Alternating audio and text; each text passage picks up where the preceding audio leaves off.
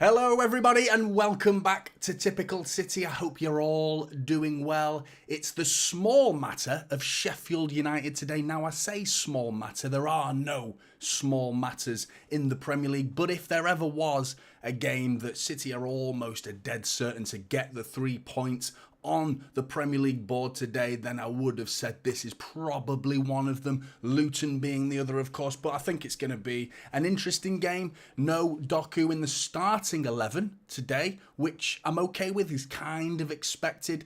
Nicholas appearing in the chat there, good to see Nicholas. Is going for a 2 from Alvarez and 2 for Haaland and 1 for Doku, so that would be pretty good. Darren's in the chat there, good to see you Darren, how are you mate? Strong lineup, he says, and Mustafa's predicting a 4-0 win, Haaland hat-trick. I wouldn't say no, Mustafa. That would be pretty enjoyable. Let's have a look at the lineups. Let's start with City. So they've got no Foden in the starting 11. That's the one major surprise to me today, considering his performance against Newcastle. I thought he was really good. He was all over the place, filling in those monstrous boots of Kevin De Bruyne. That who can fill those boots? Foden did a pretty good job of it. But no Foden, which is surprising. Let's start from the back. You've got Ederson, Walker, who is just seemingly a dead, nailed-on starter at the minute for Pep Guardiola. You rewind the clock and picture those two sitting at that bar in the transfer window, which is still open, by the way, so he still might go, very unlikely.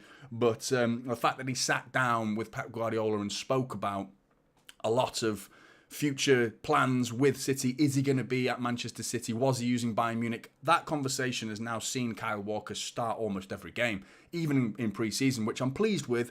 Captain as well, of course, so you're wondering if his personality, his leadership on the pitch is playing a role.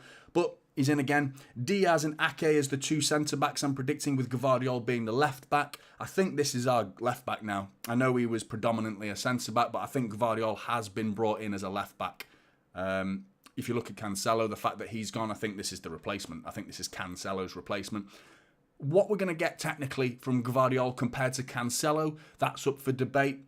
But I'm wondering whether Gvardiol has a little bit more of a defensive role in this team than Cancelo did. So albeit he is the replacement for Cancelo, I do think he's got a different role, and I don't think he's going to be asked to go forward quite as much as Cancelo was. Whereas Walker, on the other hand, seemingly so far into this season, Walker's just been bombing it down that right wing, which is exciting. But has Kyle Walker got the ability to cross the ball? You know, Cancelo's standard of crossing, which was pretty outrageous.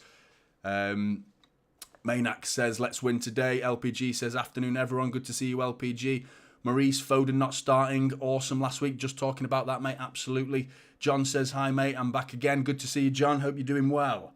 And then in front of the back four, we've got Rodrigo, Kovacic and Bernardo, which, no, I don't think he's going to play in front of him. I think he's going to be Alvarez in front of him. I'm looking at this lineup here, it looks all wrong. My predicted starting 11, which you can see alongside me there, isn't like that at all. You've got Rodri, Kovacic, and ahead of them, Alvarez, who is really in Pep's good books at the minute. Alvarez is consistently playing. Got his goal, of course, against Alvarez. In my predicted starting 11, he would have been dropped, and it would have been Foden sitting there today ahead of Alvarez. Are we going to need that level of control that we needed against Newcastle? Because against Newcastle, we had to take that game by the scruff of the neck, possession-wise, dominate the ball and prevent Newcastle from gaining any momentum, of which they only really did have a little snippet of momentum in the final 15-20 minutes. The first 70 minutes of the game was City pure domination, really. But Grealish starting again. I think this is his game to really shine, get a goal, get an assist, get some numbers on the board. I know it's not all about that, but it is an area of his game that he does need to improve, and beat his fullback. Beat his fullback a few times today. Show Jeremy Doku that you can dribble as well, Jack Grealish. And if you want to get into this starting 11, Doku, you've got to get past me. That's what you want from Jack Grealish. Now he's got that behind him. Is Jack Grealish now feeling that pressure? Is he going to step it up? You know, is he going to prove himself because he's got someone behind him who's threatening him for his position? You hope so, which is only good for City. It's only good news for City. Haaland up top and Bernardo Silva I'm going for on the right. In terms of Sheffield United, Fotheringham, Baldock is back as predicted. He was a doubt. He is back. Ahmed Hodzic is in centre-back with John Egan. Jack Robinson, whose throw-ins we're going to have to watch out for today. Jack Robinson's throw-ins are lethal, dangerous and old school. It's like having Stoke back in the Premier League. What was his name? Delap, that was it, with his son, who's in our academy. But yeah, Rory Delap and Liam Delap, isn't it? But Osborne, who's back as well. I've gone for he was playing right wing back in their previous game against Forest, where they lost 2-1. Osborne was on the right. Now I'm predicting he's gone on the left this time, with Baldock most commonly known as a right wing back. So, and then across the middle is Norwood and the new £10 million signing Vinny Souza. Hamer, their other new signing, who scored an absolute perler against Coventry. Not against Coventry, he's from Coventry, but against Forest, he scored an unbelievable finish. Lovely finish from the corner of the area, whips it into the top corner. He's the one we got to watch out for today. Hamer is the one that's going to be a lot of their creativity, and any sort of chances are going to come through him. Certainly in open play, at least. If they're most likely going to be relying on set pieces today, throw-ins, corners, and how many of them are they even going to get? With City dominating the ball, you do question Sheffield United's chances. Sorry, I just caught a little glimpse of Bernardo Silva on the floor there, like wincing. I was like, geez, he's not picked up a bloody injury, and he's not. He's fine, luckily. But, and then Traore alongside him, he's got a bit of speed as well. Got to watch out for him on the counter-attack, potentially. And Asula, who's a very good player. I think he's technically able. Quite a big frame, big guy, but technically able as well. So I am looking forward to the game. Foden's ill, and he's got the squirts, but he's on the bench. So he's leaving the bench a little bit messy. Is he, Darren? Hopefully that bench stays red and not brown come the end of the game. LPG, who else is excited for the Arctic Monkeys Oasis derby? Not me, really, mate. Not my... Oasis, of course, but Arctic Monkeys, I can take it or leave it. ZG68, not doing too good with my fantasy team. Need a Haaland goal fest with Rodri assist and Newcastle to beat Liverpool. Some of the results yesterday were pretty fascinating as well. I don't want to get too giddy about Arsenal, and as good as it is to see them drop points, I don't want to get too giddy yet, because don't forget, we dropped points. Second game of the season, last season, Newcastle, away, 3-3. Not a great performance, so, you know, it can happen. It can happen. You don't want to get overly excited and go, hey, here we go, Arsenal cracking already. But there were some alarming signs in that game. If you've watched, I've watched the extended highlights. I've not had time, unfortunately, to watch the full 90 minutes. I'll try and do that as soon as I can to really see how Arsenal set up in that game. But in terms of watching the extended highlights, there was mistakes in Arsenal's play, a little bit of uncertainty. They are trying a new formation, and would you believe it? It's very, very similar to the Pep Guardiola inverted fullback with Partey tucking inside, but when they don't have the ball, he tucks in at right back. So, yeah, you're copying the master, Mikel Arteta, but you're always going to be one step behind if you're trying to copy someone. Plagiarism. That's all this is, plagiarism. You can't emulate the master. You have to. The masters, they're always one step ahead. And the master is Pep Guardiola, who's not here today. So Juan Lillo is going to be the man. So hopefully he can be as supportive on the touchline as Pep Guardiola, as supportive as a Lilo in a pool, let's say. That's the end of that terrible, terrible joke. Come on, City, says Hoffman. Haaland hat-trick. This is it. How many... it's not unreasonable to say that. I've seen 4-0, I've seen 5-0, 2 goals from Alvarez, 2 goals from Haaland I've seen predicted. How many teams in the Premier League can go in to a Premier League game and predict this level of score, you know, like consistently as well? What are you going for today? 5 or 6? I don't know, maybe 7. You might get to 7 today. 4-0, I'm being generous to Sheffield, 4-0. Like, that's ridiculous. There aren't any other Premier League teams that can go into it. Name a single Premier League team that would play in Sheffield United today and predict 4-0 and not sound like you're being arrogant. And you're not being arrogant, because this is City and you know we can do it. That's the standards we've set now. You know full well we could go into this game and win it 4 or 5-0. If they have to play out of their skins to keep it at 2-0, I think, today, and it takes almost bordering a miracle for them to get a point out of this game, watch them go and fucking win that. Now I've said that, that'll be disastrous for me. But, you know, it's just unreasonable, isn't it, to consider how many other teams are supposed to be challenging us, but they can't predict. You know, you can't predict the level of scores that we're going for. 4-0, it's reasonable. Douglas Wright, good to see you, mate. How are you? Too high, too far, too soon. The best tale of Britpop era. I have a walking part. Right. I presume you're talking about the Arctic Monkeys and Oasis thing up there. Big up your blues, he said further up there. Jeff's in the chat as well. Good to see you. Oi, oi. Big up, gents. Glad to be back with you all. Good to see you, Johnny. It's good to see you too, Jeff. Hope you're doing well. You've got the kids with you today. They all got City shirts on, most importantly. Cayetano, why are the odds for the over 3 goals dropping? The under 3 is minus 116. Really odd. That is odd. I don't know why. The bookies usually know something, don't they? What do they know? But, I mean, you look at that lineup, I don't see why we should be looking at anything. My prediction is 3-0, mind you. I have gone for 3. Just because of Sheffield United, their performances against Palace, albeit they looked pretty dry and stale at the front end of the pitch in terms of goals. They looked okay at the back. They weren't conceding too many chances. It was a bit open at times, a little bit. Against Forest, a calamitous mistake in the first few minutes for Forest's opening goal, where a player just swing and a miss. Just, one of them balls just bouncing, he just whoops, swing and a miss. Ball drifts through and they whip it in for a headed goal to make it 1-0. But, I mean, yeah, that's why I've gone for 3-0, because I think they have the ability in defensive nous and solidity to keep it respectable and not get embarrassed. But I said it in the preview, if they commit those sort of errors that they committed against Forest, it's going to get embarrassing. It will get embarrassing for Sheffield United today. Jack Lee's in the pub, ready for the game. How many pints are you down already, Jack? Sat with me in the pub. I wish I was there, mate, having a pint with you. Jeff says, just got the youngest with me this morning, and yes, he's got his City onesie on. That's nice, mate. I agree with you. I think Grealish scores. LOL. Is it raining over there? It is, mate. Yeah, just curtains are drawn, so I won't open them so I don't go blind everybody like with this horrible glare that could come across the screen. But yeah, it's been grim throughout the whole of the UK by the looks of it. All the games yesterday seemed to have a monsoon for a 5-minute spell, like throughout the game, where it just treacherous rain came down.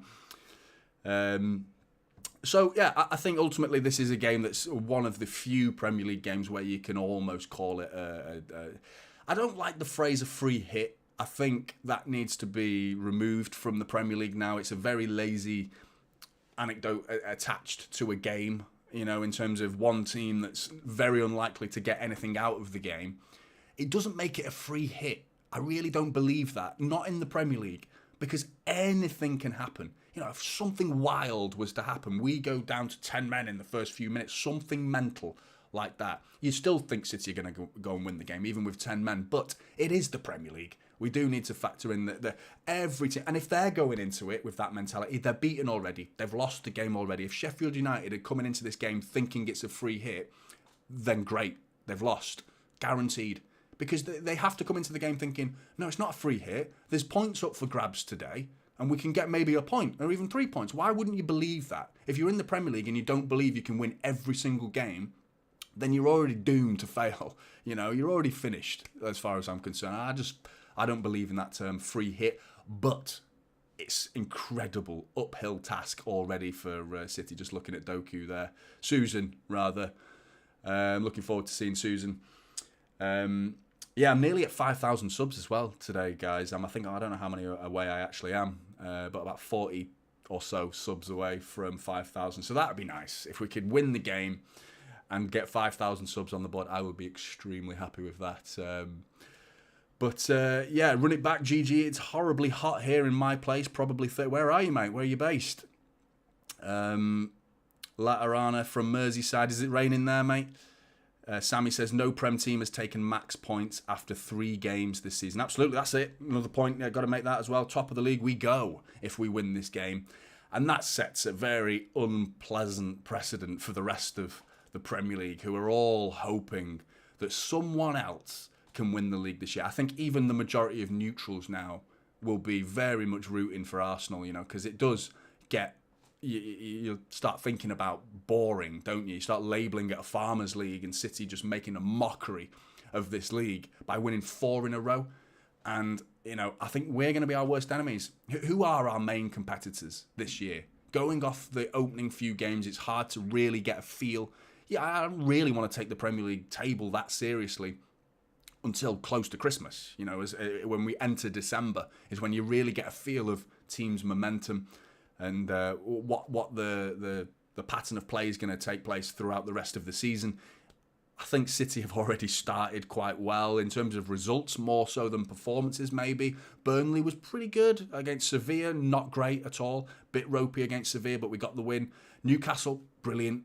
The control is the key word against Newcastle. So we're notoriously slow starters. So if we're going into a season now and we are already starting well with 3 wins out of 3, 9 points on the board, with everyone else on a maximum of 6 by the looks of it so far, it's a pretty tough reading for everyone else in the Premier League and the neutral as well. They used to level that accusation at Pep Guardiola's Barcelona as well, didn't they? Saying, like, even English fans, I know numerous mates of mine that I'd speak to about, like, when Pep was dominating with Barcelona and just destroying La Liga. They'd all say to me, it's boring though, isn't it? It's boring. I'm like, no, it's not boring at all. It's just, it's a showcase of, like, the maximum potential you can get out of 11 football players.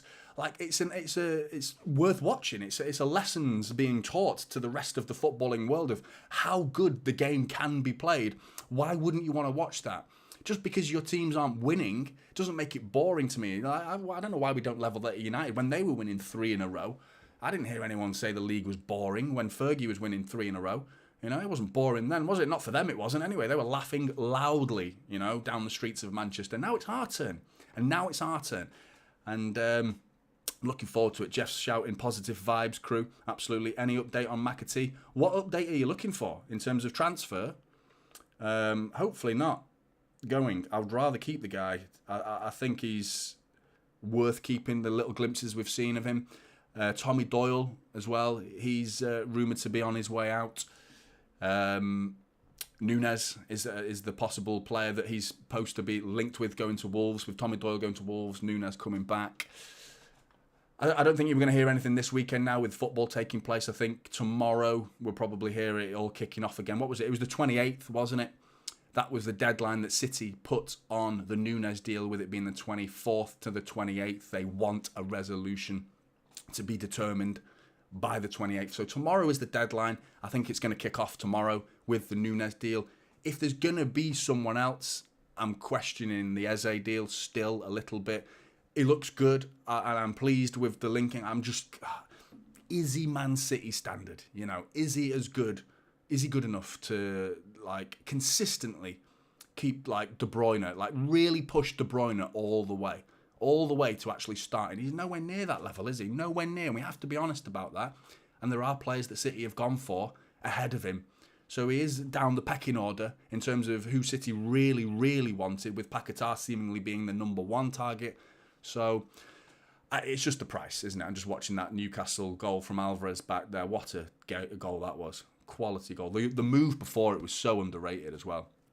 But Sheffield United today, I think that they're in a bit of trouble with the way they've started the Premier League campaign. That the transfer activity seems to be a bit hit and miss. Sander Berge going to Burnley, Ndeye going to Marseille.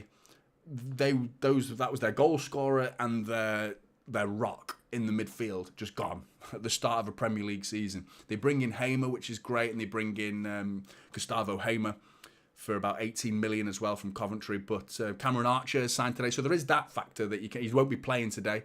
I'm almost certain of. I mean, in fact, he's definitely not playing. He's not on the bench either, is he? But Cameron Archer from Aston Villa could give a little bit of a feel-good factor around Bramall Lane. Maybe we could see a little spring in the step of Sheffield United because of that, but I'm not convinced today's got anything other than a Manchester City win written on it. But Alan says, love the background. It's real, mate. It's not a background, it's real. Look, it's not a green screen. It's real. It's my little office. But yeah, people called it a man cave already, but yeah, it is a man cave.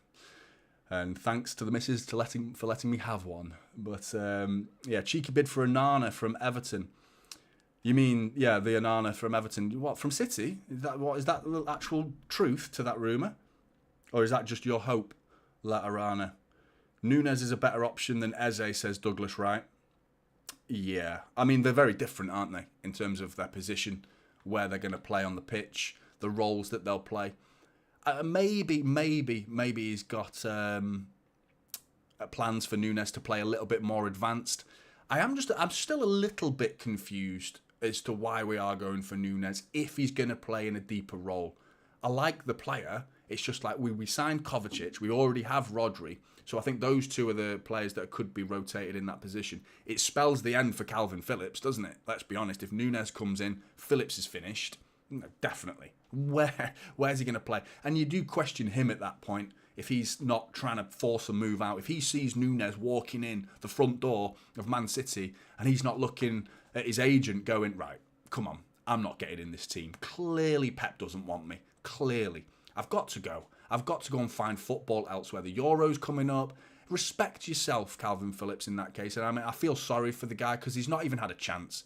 And from a chance on the pitch that us fans get to see, there must be something in training that Calvin Phillips is doing or not doing to impress Pep Guardiola. And if that's the case, then we've got to trust Pep. And it's seemingly the end for Calvin Phillips if Núñez comes in. But could Núñez play a little bit more advanced? Could we see him more in that creative role that we were focusing on Eze and Paquetá? Could he fill that role and playing in the Alvarez role, the Foden role, Kevin De Bruyne? On the ball, he looks capable, but he does seem more of a natural box-to-box, which more is the Kovacic side of things, which makes you think, wow, why did we go for Kovacic? And then another similar player. There's something happening. There is something fascinating that we haven't seen. There is a play that's happening here. City have a plan for Pep Guardiola that is set out. It's in his mind, and he's just not had the chance because he's not got the tools, the players that we've signed to enact that plan and let it unleash it on the Premier League. What that plan's going to be is going to be incredibly interesting. I'm so excited to see what he's going to do. The first stepping stone in this plan is Kyle Walker, and what his role's been this season is already very, very different. You know, with the three at the back, with Gvardiol, Diaz, and it seems to be someone else now. Or it's either Akanji or Ake or Stones, and Stones being injured, it's Ake today. Then Walker's given that freedom to go down that right-hand side, and he is our width. Why is that? What is the plan there? Because I don't understand why we've drifted away from having the two wide players. I'm not disagreeing with it because it worked against Newcastle. We dominated the ball better than I've seen us do. And this is against a Newcastle team that was incredibly in form. They've got a midfield of their own with Tonali, Joel Linton, Bruno Guimaraes.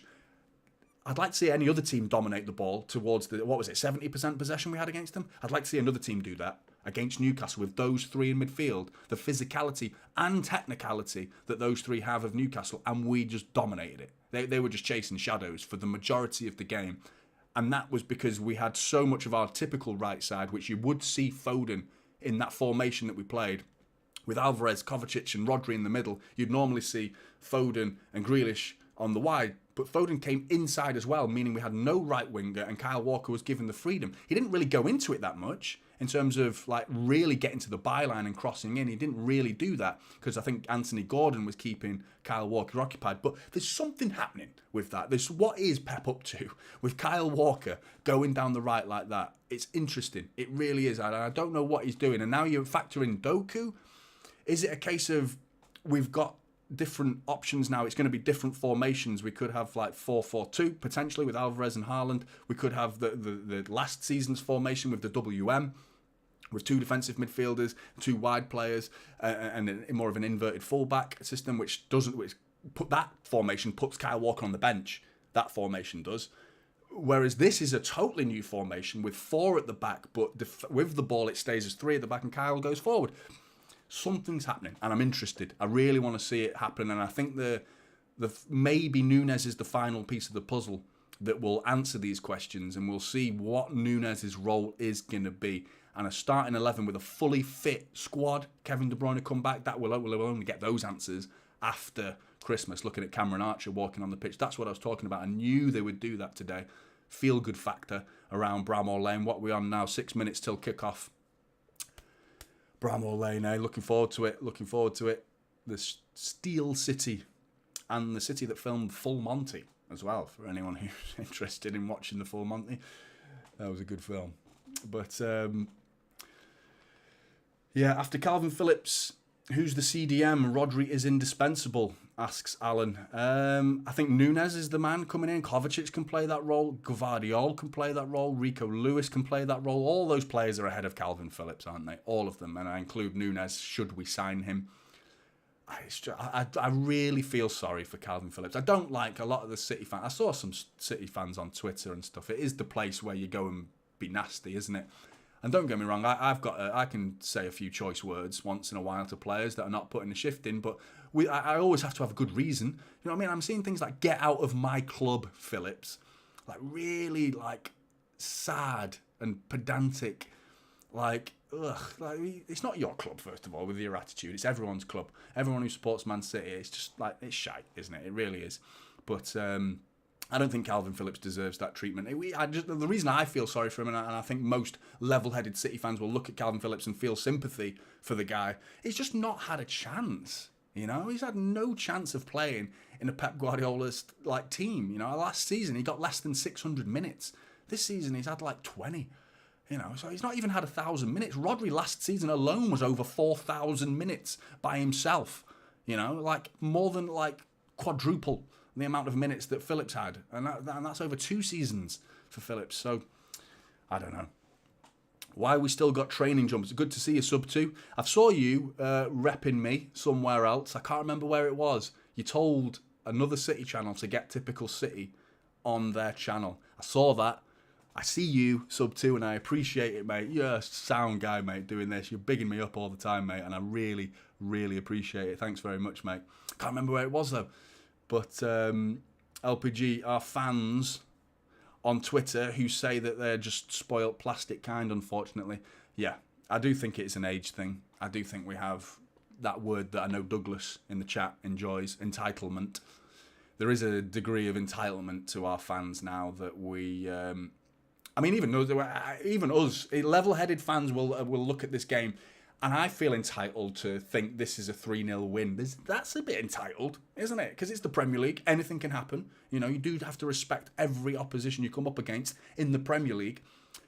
But the degree of entitlement that some of our fans are going to is just like throwing money at everything. We deserve every player that we go in for. And I think some fans are going a bit spoilt. Yeah, because it won't last forever, this, unfortunately. But you cherish it while it does. Cherish it while it does. Maxud says, if we win the treble again this season, Pep will definitely be off, as he will be the best ever taking over Fergie. He already is, mate. He already had done it in Spain. You know, this is his second treble. If he does it again, it'll be his third. It'll be a treble for Pep Guardiola in his career. How old is Pep Guardiola, by the way? Is he even 50 yet? I don't know. I can't remember how old he is. If he isn't, if he is 50, he looks bloody good for 50, doesn't he, Pep?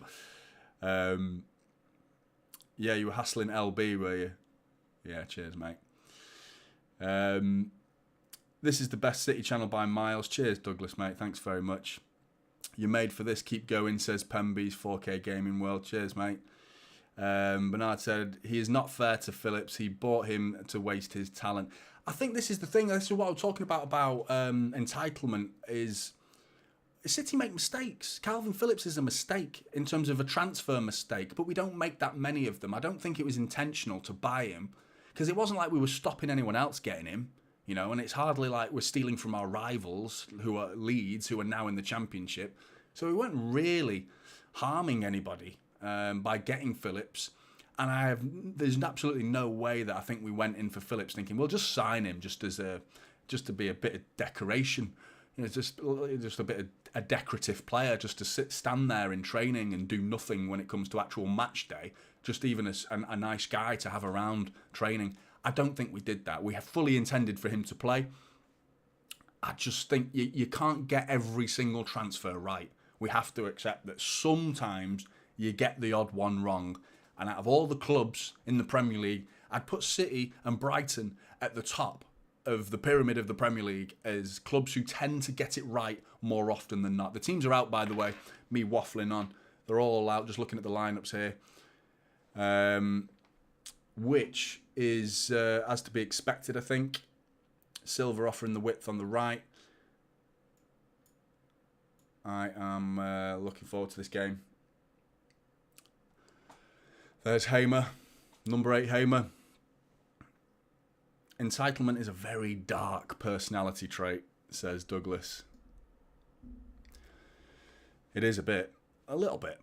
You need to have a little bit of arrogance about you, especially at this level of Premier League. In terms of players do, the fans don't. But is Phillips getting loaned or sold? Says Mr. White. I'd go for sold. I think City need to get him off the books. Jeff with the 20. Thank you very much, mate. Thank you very much. I work as a clinical mental health counsellor and family marriage therapist. As a thank you for all your hard work, please use this to enjoy a fun day with your family.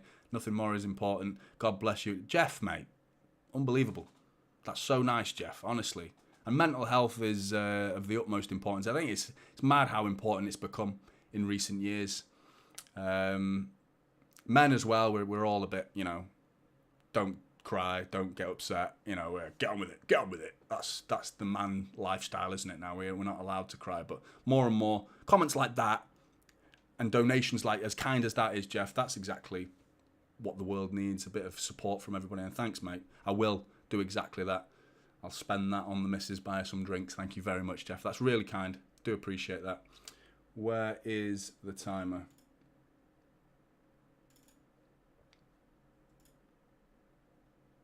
And we're off. I just need to set the timer up. I was too busy waffling and I've not set the timer up. There we go. I'm going to reset it actually because I need to set it back to 10 seconds. Make it 20. Sorry guys, I was too busy talking. There we go.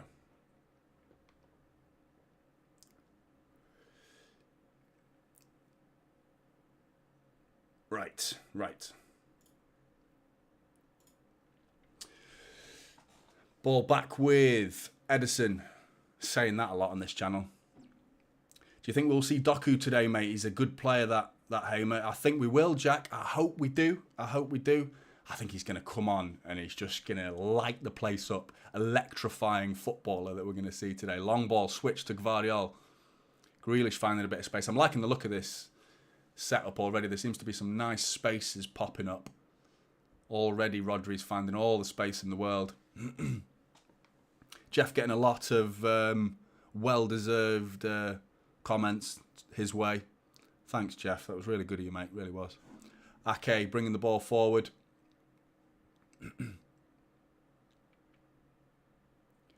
Rodri inside.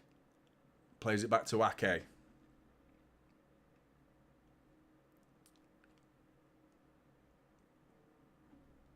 Back to Ake again. Switch to Diaz. It's all City so far. One-touch stuff from City as to be expected. Kyle Walker's very far forward. Again. Got a nice glittery straw today. That's all that was in the dishwasher.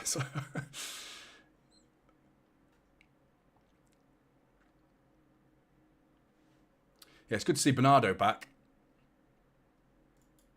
Why did he shave his head? Was he doing hair plugs or something? He shaved his head, didn't he? Now he seems to be growing it out. I thought he was just going for it with the shaved head. But he's growing it out again.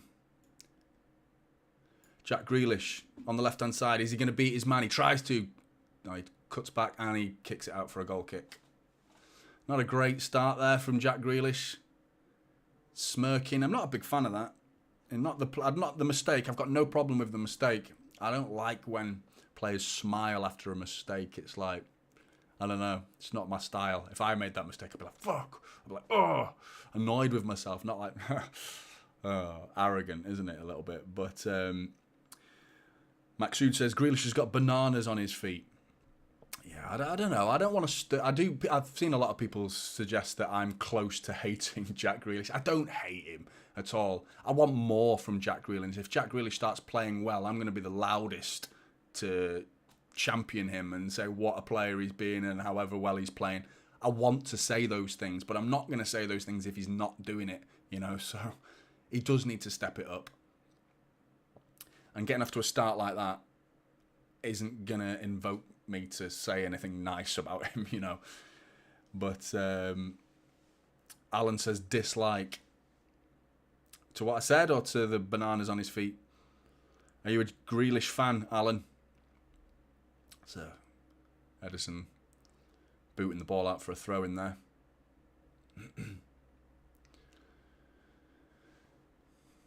What's going on with McAtee? Says Magaso. I don't know, mate. He's on the bench. So, I mean, what are the rumours about him at the minute? Because I've not heard anything concrete about him in terms of him leaving the club. I hope he stays. I hope Palmer stays as well. Even though we've signed Doku. I just feel like if we just give Palmer, especially if he goes, if we just give Palmer an extra half a season at least, get him till January because of the start that he had. Coming on in the, the Community Shield against Arsenal, scoring a quality goal. And then to score again in the Super Cup. That was just little handling on. Gvardiol inside to Alvarez. Alvarez couldn't bring it under his control, but Rodri nicks it in. Haaland steps in. Is he offside? Onside. Kyle Walker down the right-hand side. On the corner of the edge of the area, tucks it back to Rodri. Rodri into Kovacic, trying to beat his man. Couldn't. Sheffield trying to break out, but Diaz steps in. Sends it down the line to Bernardo Silva. All the space in the world. One-on-one with his fullback. Step over.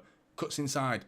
Back outside. Tries to cross it. Blocked, back out to Kyle Walker. All City so far. Kyle Walker whips in a cross. Cleared.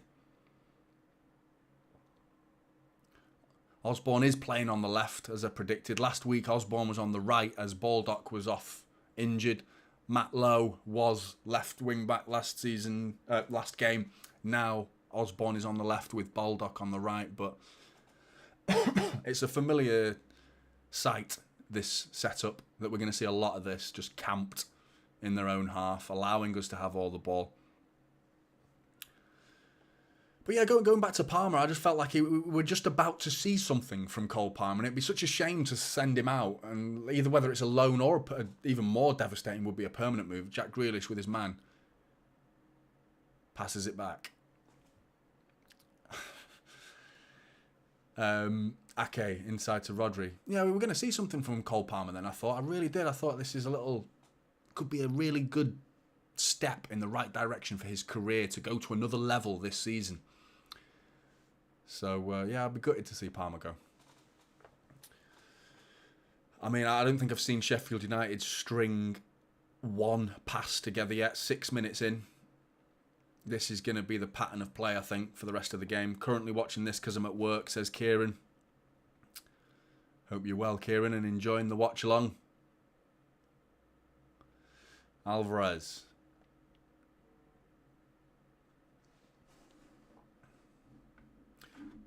Maxud says, Raheem Sterling looks like he's back to his best. He played well yesterday, didn't he? But that is Sterling. I don't think you're going to get the Sterling we had. I don't think anyone's going to get that same Raheem Sterling, that quality that we got out of him. Whipped in, Haaland header over the bar. That was a good cross from Bernardo Silva. Early delivery. Haaland's run across his defender. Bernardo whips it in. Haaland just couldn't get... He got too much on it with his head and flicks it way over the bar. Difficult to do anything with that, though, from Haaland's point of view. To even get a head on it was pretty good, to be fair. Jack says he watches a lot of Tommy Doyle last year. He's a top player. Why he not makes the bench? Same with Harwood Bellis. I think you've got more of a point with Tommy Doyle than Harwood Bellis because of the number of defenders that we've got already that are ahead of him. You know, in terms of what we have, it's just an army of centre-backs. And that with Laporte going the other way, that was heartbreaking. Hang on a minute. Headed back to Haaland. Oh, no. I was just watching for the defender, heading it back to the keeper. That was heartbreaking. Laporte's goodbye video. Seems like he really had a soft spot for us. Like, he was in tears, wasn't he? That was horrible. That was really, like, not enjoyable. Nice and heartfelt. You know, it wasn't nasty. I meant, like, you know, it's not an easy watch to watch a player leave. And it seemed to hurt him so much. You could tell how hurt he was on the day we won the Premier League. And then to see him so upset in his goodbye video at the end with his family. Yeah, that wasn't an easy watch. But, yeah, all the best to him in Saudi Arabia. Because, I mean, I don't think he ever did us wrong. You know, he was always like a solid player. And I don't think he really got, compared to Calvin Phillips, he got so many more chances. But I don't think Laporte ever really got a good, 20 games in the team. He was always 5 games in, then a game or 2 out. And I think every player has to accept that that's going to happen in this squad. But I think there was more levels to Laporte. And it's actually a shame for him to go to Saudi as well. Rodri's giving it away. Here's Traore using his speed on the counter-attack. First chance for Sheffield United. Knocks it inside to Diaz, who defends it brilliantly. Back to Ederson. Ederson playing short ball to Ake, who's cool as a cucumber. Turns 180 and sends City back the other way.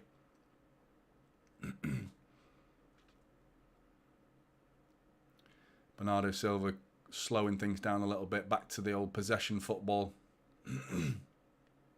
Jeff said he likes Laporte. So does Douglas. Genuine stuff from Laporte. It was, wasn't it? Peroni on loan. I see it as a great move, says Magaso. Yeah, he's another one we've not seen enough of. Aston Villa 1-0 up against Burnley.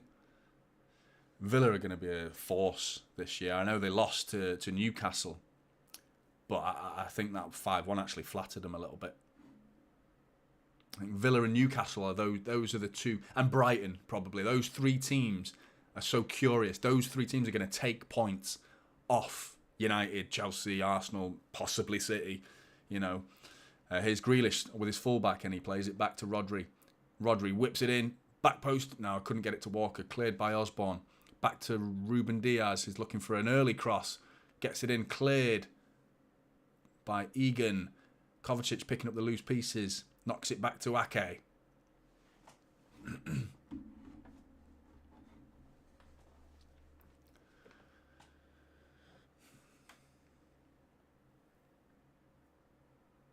Kyle Walker helping Bernardo Silva out there. A bit of confusion between the two of them. I feel a goal's coming. A chance is coming at least. I feel like a chance is coming here because they're not closing us down at all. It's just a very basic shape of Sheffield United with 4 at the back, a 5 really at the back, and then a 3 in front of them. And we're breaking their lines quite easy here, and the space looks quite obvious. Alvarez drifting into a pocket there, drawing his centre-back out of position. Alvarez in. There you go. Big pocket. Alvarez is in. Cuts it back. Does he cut it back? Chips it back post to Haaland. Haaland, header into the hands of Fotheringham. But there you go. That was what I was saying. A chance will be created soon. It was clear as day. I could see it happening. So many spaces. So many good runs. Finding the pockets. Alvarez crosses with his left foot, and Haaland just couldn't generate the power with it. The cross was so slow and loopy that he couldn't really get anything on that. And it just plops straight into the hands of Fotheringham. Anyway, here comes Traore. He's kicked it out for a goal kick. There's the City fans behind Ederson's goal. Been there. I'm sure you've all heard the story now about me smacking a balloon onto the pitch. Disastrous. Man United should bring back Aymeric Laporte next season. Very good left-footed. Nah, I don't want to see Laporte. I don't think he'd go. Grealish back to Rodri. Into Kovacic. Little, dinked over the top to Haaland, who's a bit away from goal. Lets it roll out for a corner. Jeremy Goku is in the chat. Had to change your name. Change it to Susan, mate. For those who don't understand why I'm calling Jeremy Doku, Darren knows. Darren's in the chat somewhere. Darren will know. Because he's, I must admit, he was the one who started it all, really. With anyway, corner from City. I'll tell you about Susan in a minute. Whipped in. Near post. Haaland deflected. It's chance bobbling around. Oh. Cleared. Kyle Walker. Nice ball to Rodri, who finds himself right wing, and Rodri's cross is pretty woeful. Boots it out all the way onto the other side. But yeah, so it's Doku, Sudoku, the game Sudoku. For those who don't know, it's a number puzzle game. Sudoku. Su is short for Susan. Susan. So that's why it's called Susan now. I like it. Darren likes it. You don't have to call him Susan if you don't want to, but I'm going to call him Susan every now and again. Here comes Traore. Diaz stepping across. Brilliant play. Goal kick. Has to be. All City so far. Need to keep building the pressure, says Muddy Duck. Muddy Duck, how are you, mate? Good to see you. Douglas Wright says his dad was born in Wivenhoe, near to Fingering-Hoe. Yeah. Yeah, it's a good little village, that. I'm sure there's some unbelievable village names in England. I'm sure there's a village called Butthole Lane, isn't there? I'm sure there is. Butthole Lane. I mean, it's like, who even thought that that'd get a free pass? You know, the guy who came up with that name. Who second-checked that? Who double-checked that name? Like, yeah, it'll be fine. No worries. Imagine buying a house on Butthole Lane and giving that address to somebody. Where'd you live, mate? Anyway, Haaland's nearly in. No, he's not. Cleared by Sheffield. It's all City so far, though. Pretty dominant. Little glimpses of them trying to break out on the counter-attack. Oh, Gvardiol with a lovely turn. Lovely turn. Brings it forward as well. Purring Gvardiol. Tucks it. Oh, Alvarez got in the way, really, there. Walker having a shot from miles out against his boyhood club. When I say that, I don't know if he actually is a Sheffield United fan. I think he is, but I know he started his career there, Kyle Walker, and he scored.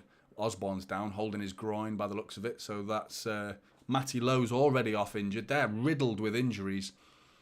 John Fleck, Ryan Brewster, Koulibaly. Koulibaly's back, he's on the bench, and Norrington Davis have been hit by injuries. Ollie McBurney's on the bench. Jan Yeberton, Jayden Bogle, Anis Ben Sleman, all players that were doubts and are not playing today. So Jeff thinks Walker thinking he's Seedorf, yeah, having a crack from about 40 yards. But yeah, Jeff, he scored against Sheffield United when they were last in the Premier League, and I think it was during the COVID season because there was no one in the ground, and he drilled it, not too dissimilar to that. So yeah, I think he saw his name in the lights again and went for it. But yeah, looks like a little water break here while the player's down. Palmer Ward says he's in Perth, Australia. Good to see you, mate, all the way from Australia. The Down Under, how are you? And we've got Bernard Manning Drive. All right, is that what you've got, the Bernard Manning Drive? Hadley, hi Johnny, better not have any balloons on you. I don't. Yeah, be smacking them all over here.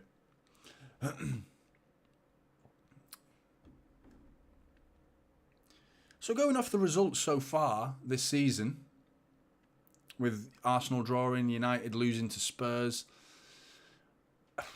it's hard to predict so early, but I'm struggling to see who really is going to be our long-term challenger. I know Arsenal just drew one game, and it was just one game, but no one's been out-and-out convincing. I don't think we've been as convincing to our own standards, but to the rest of the Premier League, we've been convincing because we've won 2 out of 2.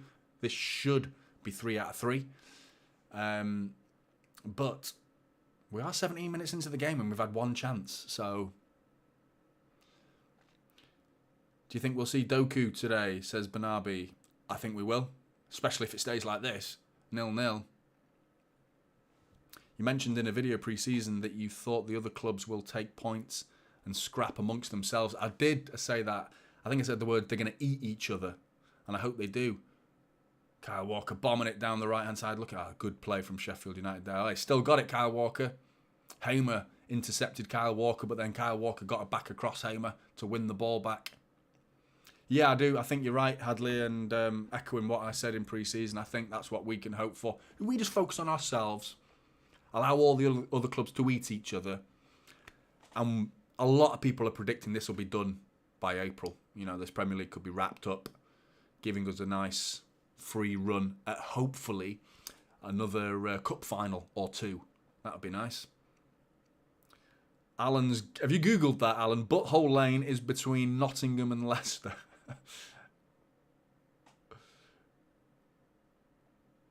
Jeremy Goku says he's half Malaysian and half Japanese. Good to meet you, Jeremy.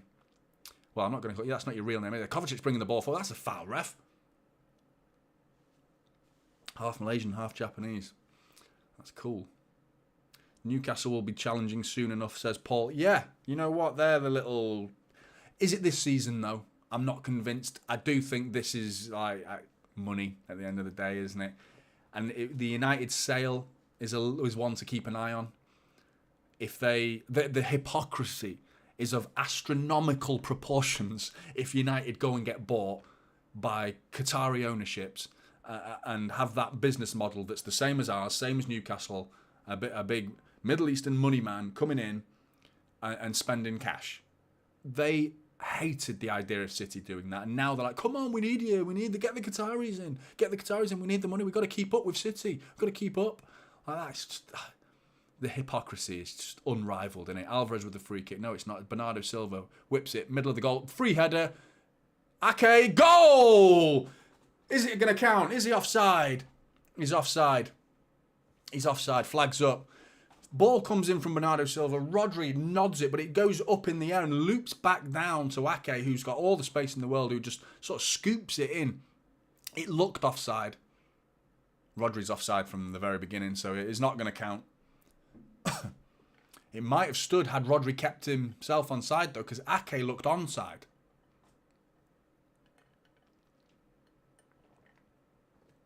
They're looking at it, though. Yep. Offside. VAR says, get a move on. Sheffield United playing it out from the back. Ooh. And they've given it away. That's why, if you haven't got the tools, don't do the job. Do you know what I mean? If you haven't got the tools, don't even try. It's like watching these lower league teams try it now. There's so many mistakes happening in the lower league, and it's all because of Pep Guardiola and the inspirational way to play football. But you have to have the players to do it. You know, it's not as simple as we make it look. You know, you have to have technically able players. Sometimes just get it up the pitch. If you haven't got a player that can technically bring it out, don't try. Ruben Diaz bringing the ball forward. Out to Bernardo Silva. Not getting to the byline very much. A poor ball to Walker, but he wins it. A weak tackle. Larisi is the player who's come on for Osborne, by the way. I didn't tell you that. Osborne's gone off injured, so they've lost a substitute already. But Kyle Walker's strong in the tackle there.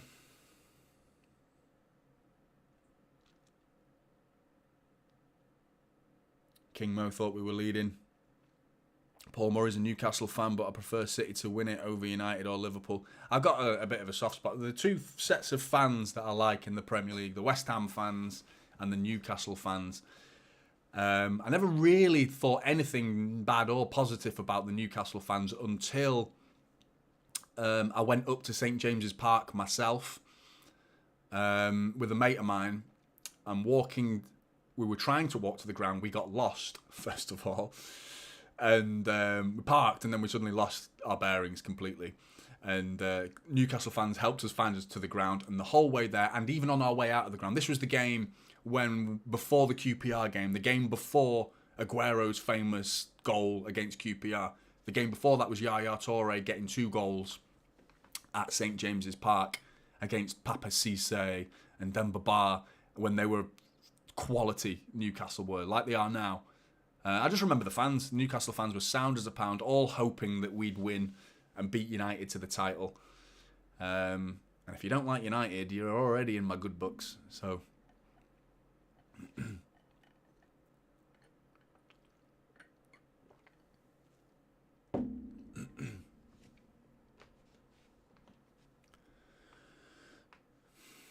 Jack Grealish going backwards, but keeping the ball. Plays it out to Diaz. 23 minutes approaching, and not really that much to speak of in terms of clear-cut chances. I think that corner, or free kick rather, was as close as we've come. Diaz, whips it in, gets another chance. He's left it for a throw-in. Jeremy likes the Brighton fans as well.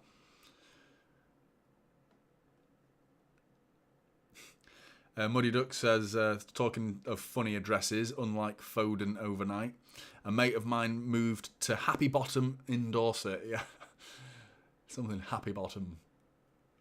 Hoping we shut up Klopp in our game at 4:30. Oh, I'm looking forward to it. I forgot all about that, mate. I've been so focused on this, completely forgot about that. Liverpool have failed to impress. I was just talking about who are our challengers going to be, you know. And Salah, what the hell's going on there with Mo Salah? Klopp's shutting it down, but I saw a glimpse. I saw a little notification pop up on my phone telling me that Salah wants the move. I don't know. Don't quote me on whether that's true or not, and whether it's a credible source. I can't remember, but I just remember reading that and thinking, oh shit, Liverpool are in trouble if he wants out. Big trouble. Something not right at that club at the minute. The way they went in for Caicedo, and then Lavia, and then they said, we don't want Bellingham because he's too expensive. But then they go in for Caicedo, and anyway, Alvarez bringing it forward. Oh, he's giving it away. But yeah, I had... and Ake's going to mop it up. Yeah, keeping the ball. They're struggling to even mount a counter-attack here, Sheffield United, because City have been dominant, as you'd expect. Any little sniff of a chance of Sheffield bringing it forward, they just stomp it out and kill the counter-attack immediately. Grealish down the left-hand side. Is he going to go back? Yes, he does. He goes back. Come on, just go try it. See if you've got a bit of speed, Jack. He's not slow. I don't know why he doesn't trust his own speed. He's not slow. We saw him track back against Vinicius Jr. last season, and Mo Salah as well at the Etihad. Numerous times Jack Grealish has proved he's quick. Just use it. And here he is again, Jack Grealish. Is he going to go down the outside? No, back to Kovacic. But it's a good ball. Kovacic. Ah, his shot's blocked. Found a little space there. Jack Grealish miscontrols it out for a throw-in. I don't need to say much after that, to be honest. Let the pictures do the talking if you're watching. Jeff says Jack's touch isn't great today. It doesn't look great. No, that's a couple of times now. He's one for a goal kick and one for a throw-in just there.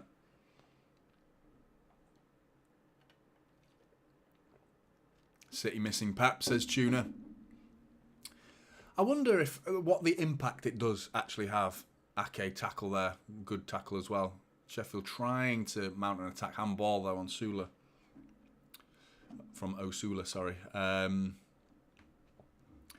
Yeah, speaking of Pep being in his hospital bed or at home in his bed or on the sofa, I don't know where he is.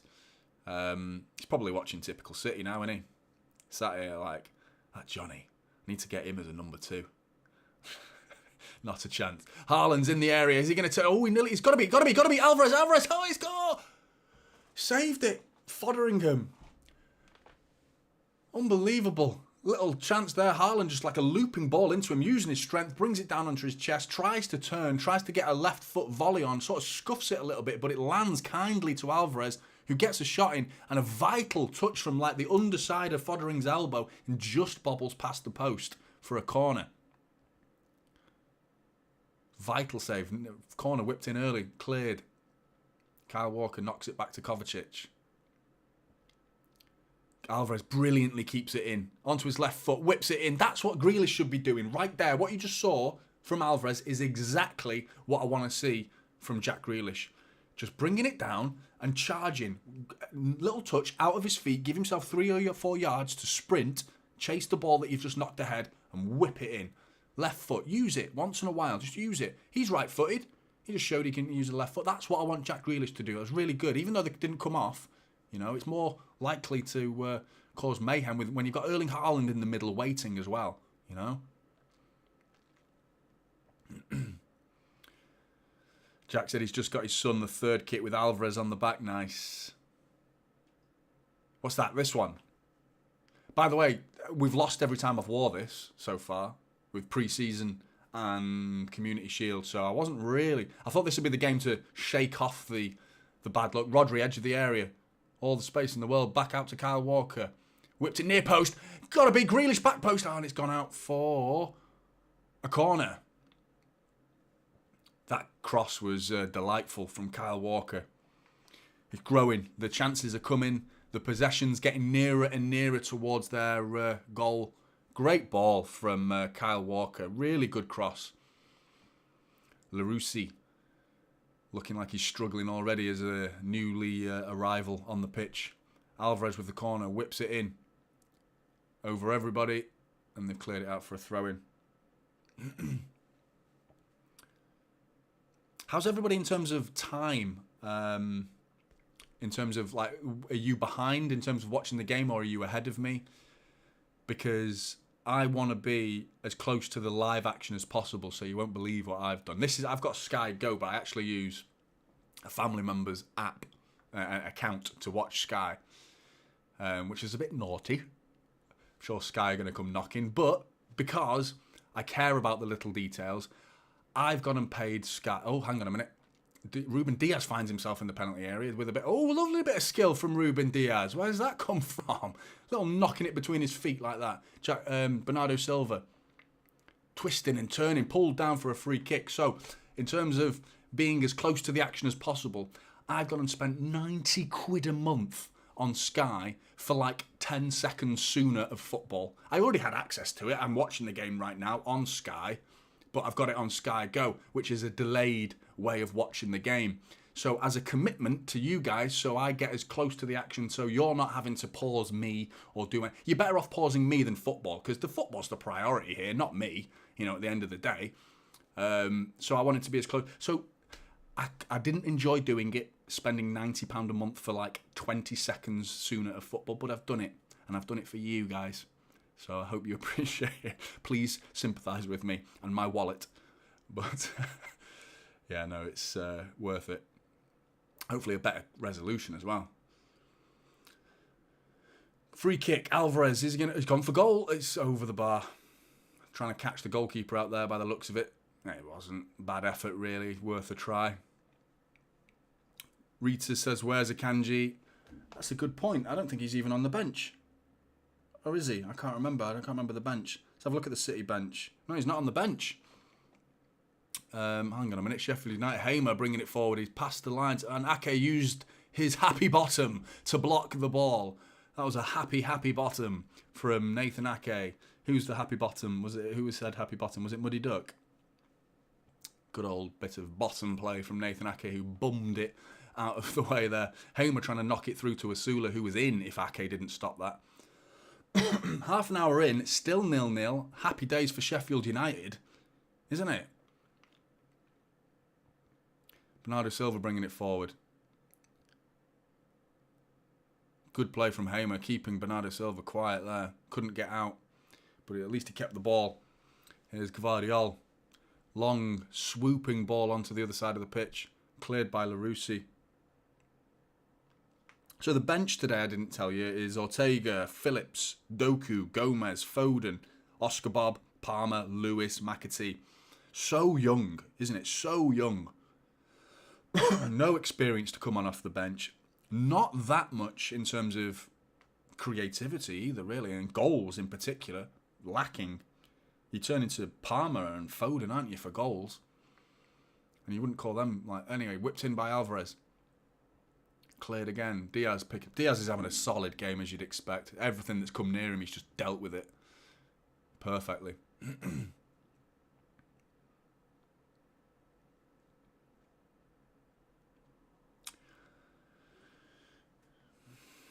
Paul says Sheffield United would be happy to take full time now. Absolutely. Yeah, I mean, I've got them tipped down to be relegated. There's Paul Heckingbottom, another good name.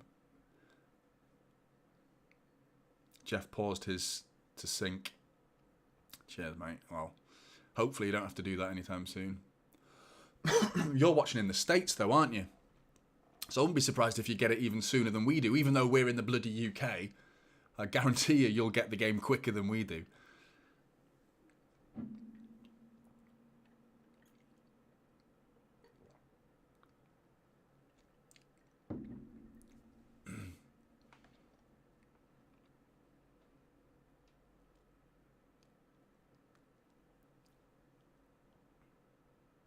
A little bit of possession here from Sheffield United. In fact, they're almost in here. Coming down the right-hand side, Gvardiol deals with it really well, and he's giving it Jack Gvardiol fouled there. Surely he was just pulled to the ground, but play on.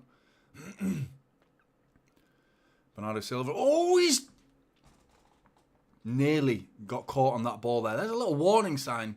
You know, a little bit of complacency in Bernardo Silva's play there. Dribbling on the edge of his own area. And he got caught on the ball. Luckily, it went straight through to Edison.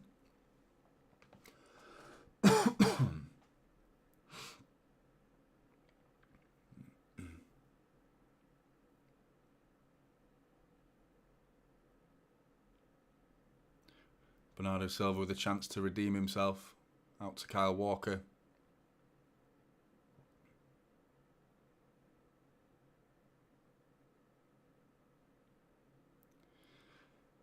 So I've seen a lot of this season. City getting towards the edge of the area, but not this game more so than other. Oh, hang on a minute. Whipped into. Oh, Alvarez tried to scoop across over to Haaland. Edge of the area stuff is fast play between Alvarez and Kovacic. It's Grealish. Inside to Alvarez. Can he get it back to Haaland? Penalty. Has to be.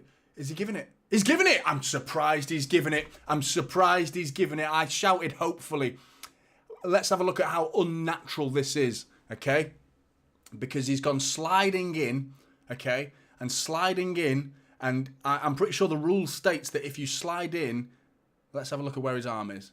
Yeah, that's unnatural. That's unnatural. That's the word unnatural. Last season we saw penalties given by players putting their hand on the ground, and their supporting hand that hits the ground cannot be given as a handball because you have to put your hand on the ground to support yourself, and therefore that fits into the category of natural, surely. Whereas this one, his supportive arm is his right arm, but his left arm's up in the air like that. So this has to be a penalty. It's going to stand. Erling Haaland stands above it. 9 penalties for Erling Haaland. 8 scored. 1 missed. And that was the one against Bayern Munich, I'm presuming. Erling Haaland.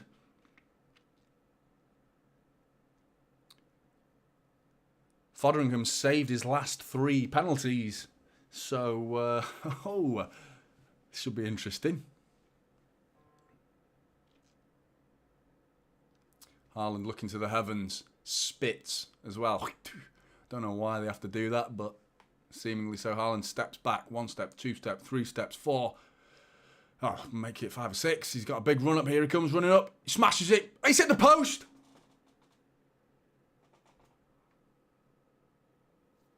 Fucking hell, man. God, what is it with us and penalties? I thought, it's not going to be one of them days. Surely can't be one of them days. I thought they're looking at whether the keeper. They're looking at encroachment here. They paused the frame there to see if something happened. And they're not going to retake it by the looks of it. I thought they were going to go back to it. Fucking hell, Blues.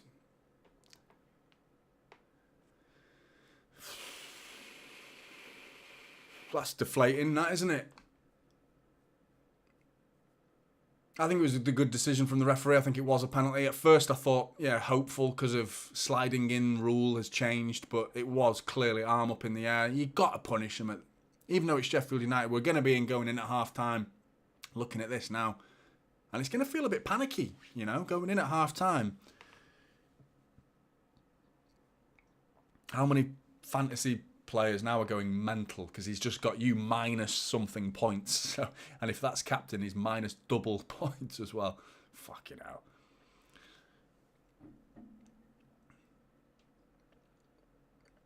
We shouldn't need pens to beat these, Johnny. Absolutely, says Spencer Marks. Definitely not. But you get given a gift. You don't look a gift horse in the mouth, do you? You bury it. But mistakes happen.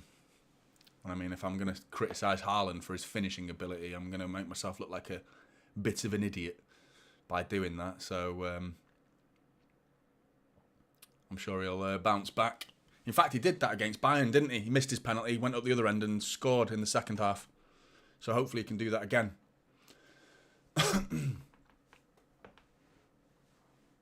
Long ball over the top. We can't go 1-0 down, though. No, we can't. Ake clears it. Brilliant.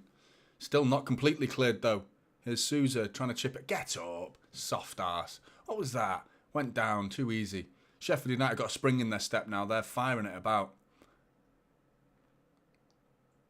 We are a bit open to the counter-attack, though, here, you know?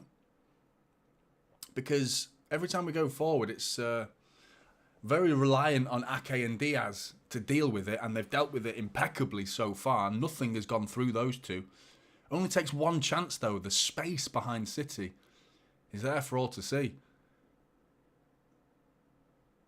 Don't want to be going 1-0 down here. 1-0 up and kills their spirits, doesn't it? You know, and we'll just pass it around all day and they won't get a sniff. But anyway, Bernardo Silva works his way into the area. Back out to Kyle Walker. Crossed in. Under his possession. Now here comes Larusi, from Sheffield United, trying to bring it away with Kyle Walker trying to stop him, but he gets his ball down the line. Hamer couldn't bring it under control. Let's have another look at this penalty. Oh, he's dragged it too much. It's not a any penalty that you miss is a bad penalty, but I mean, as far as bad penalties, that's as good-looking a bad penalty as you can get. He's just inside the post, and it just fires back across, almost across the line, but it just goes off the keeper and cleared. But that's pretty frustrating. But I don't feel panicked yet. I'm not in panic mode. I just see that clock ticking away, and being mindful of the fact that we're nearly at half-time, and it's still 0-0. Haaland miscontrolling it. Come on, Erling. And they're in.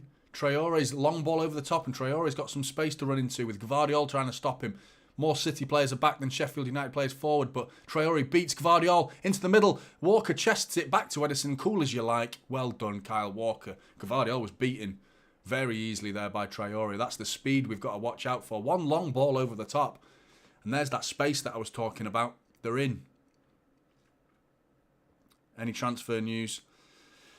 And if there is any chance of a little transfer news at half-time, mate, I'll try, Jack. I don't think there is, unfortunately. I think it's a very quiet weekend. I think tomorrow we're going to hear all about Nunes. Matheus Nunes will be likely tomorrow. But yeah, with Tommy Doyle's the most recent development in the Nunes saga, with him rumoured to be going the other way to Wolves, included in the deal, but I don't know how true that actually is.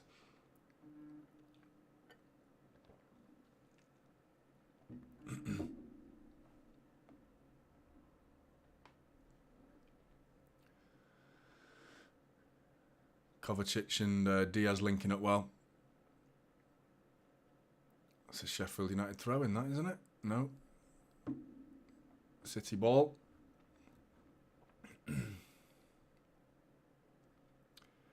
Apparently Nunes is pronounced Noons. Is it?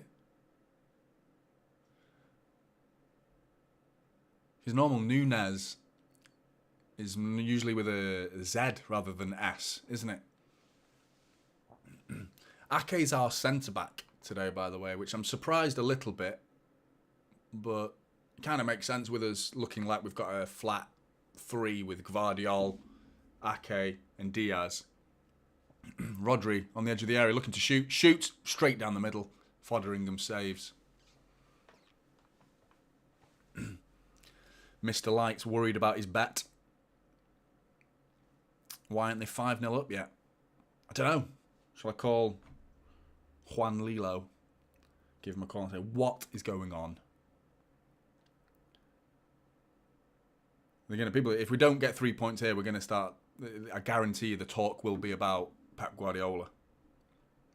And that Fulham game doesn't look as easy anymore, does it? You know, the fact that they got a point off Arsenal with 10 men. This game's miles from over, though, so there's plenty of time for us to build confidence. But here comes Sheffield United down the right-hand side again. I'm starting to think 0-0 at half-time isn't too bad. Here comes Sheffield United with Norwood. Tucks it inside to Traore. Back to Sousa and Alvarez clashing. See, when they come forward, they come through forward with reasonable numbers as well, Sheffield United. When they counter-attack, they mean it.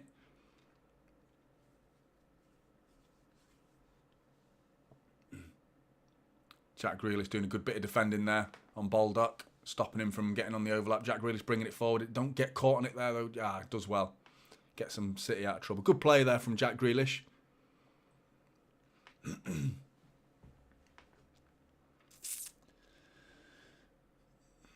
That 4-0s and 5-0 predictions aren't looking as... I went for 3-0 because of them being solid, and I do think we're seeing that they're not going to concede a ton of goals this season because they have got reasonable shape at the back. I just felt like there were so many spaces opening up in that. Anyway, here comes Sheffield United. Traore and Ruben Diaz stepping across his man really well, keeping the ball.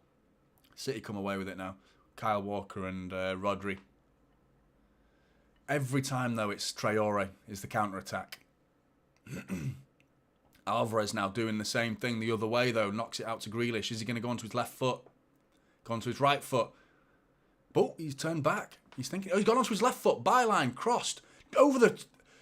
See, that caused chaos. It caused a bit of chaos. Haaland was brought down. If he wasn't brought down, he's shouting for a penalty, Haaland. Hey, I don't think he's going to get it.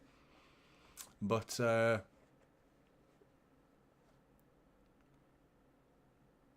that's a foul. I think Haaland goes down a bit, but I mean, he got his arms round him.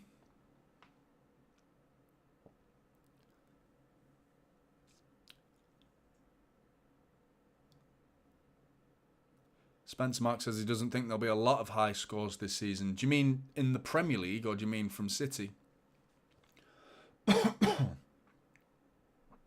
I think you're right if you mean City, because I don't think we are going to be as free-flowing goals as we were last season. Anyway, Haaland trying to find some space. Gets a lucky ricochet back to Kovacic. Grealish now on the ball. Tucks it back to Rodri. Edge of the area. Walker lining up a shot. No, he doesn't. Knocks it outside to Bernardo Silva. Dinks it over. Haaland's brought down. How is that not a penalty? How is that not a penalty? That two of them just clattered him. 4 minutes of injury time added on. Head injury. So it's going to be looked at now, thanks to the head injury. Checked and cleared. No penalty. Haaland getting molested out there, says Jeff. Absolutely.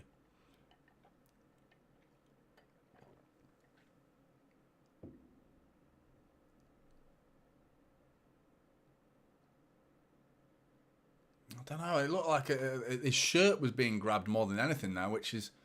He's got hold of his collar. He's got hold of his collar. He's holding his collar while his teammate comes up and just finishes him off with an elbow. What's going on there? It's three of them literally on pile-on. It's a pile-on. A Sheffield United and Erling Haaland sandwich. What is that? I think the first one, not a strong enough penalty shout for me. I do think Haaland went down a little bit soft, but there were arms around him. You've seen them given, which is the phrase most commonly used when in a shout like that. That one, he was manhandled. He was grabbing his collar like that. Anyway, Walker versus Larisi. Rodri with a poor cross to nobody. Gvardiol heads it out to Grealish. Grealish on the corner of the edge of the area. Is he going to have a shot? Onto his right foot. Get a shot in, Jack. Just have a shot, mate. And he plays it out to Kyle Walker. Walker down the channel to Bernardo Silva. Coming back away from goal, though. Bernardo Silva turns around. Ruben Diaz looking for a first-time cross. Looping one. Haaland gets his head on it, even though he's brought down again. Alvarez deflected out for a corner. That looked goal-bound as well. Alvarez's reaction suggests that was goal-bound. Haaland is in the ear of the referee now. Rightly so. If that was Old Trafford, it's a pen. Says Spencer's. Absolutely.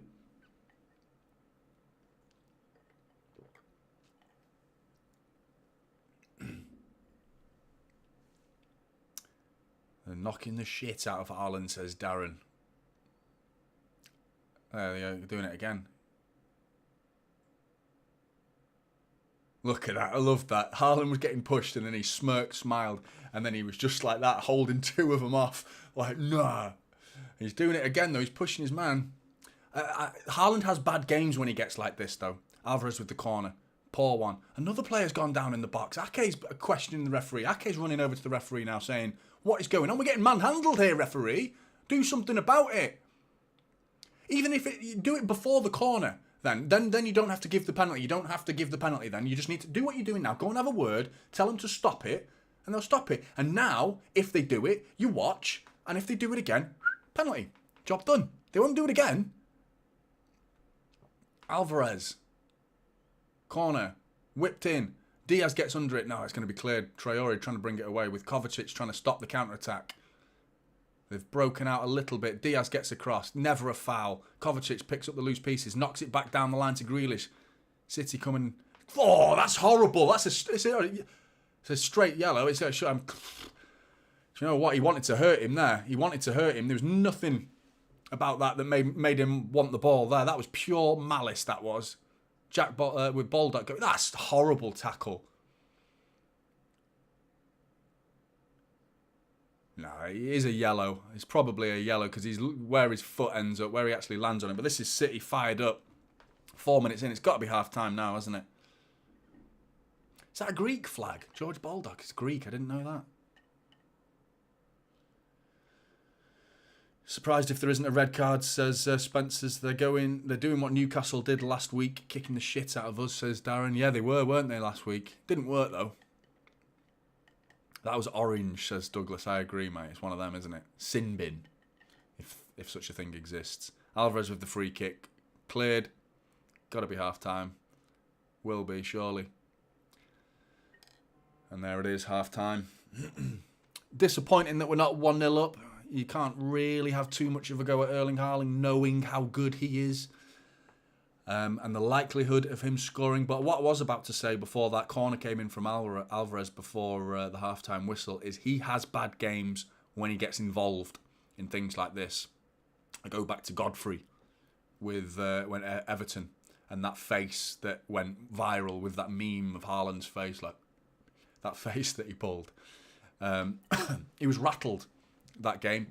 And it's not the first time we've seen a rattled Erling Haaland whose emotions are boiling over a little bit, and therefore it affects his game. He seems to play better when he's not angry. I think other players are better when they are. I think Jack Grealish plays better when he's angry. I think you saw him kick it out for a goal kick in like the first few minutes, Jack Grealish, and then smirking. I'm not a fan of that. I don't like that. I'd rather Jack Grealish be annoyed. You know, that's him in a good mood. And I don't think he plays well when he's happy-go-lucky Jack the lad. When he's annoyed, with Savic against Atletico Madrid, when Jack Grealish is annoyed, he plays well. He plays with tenacity.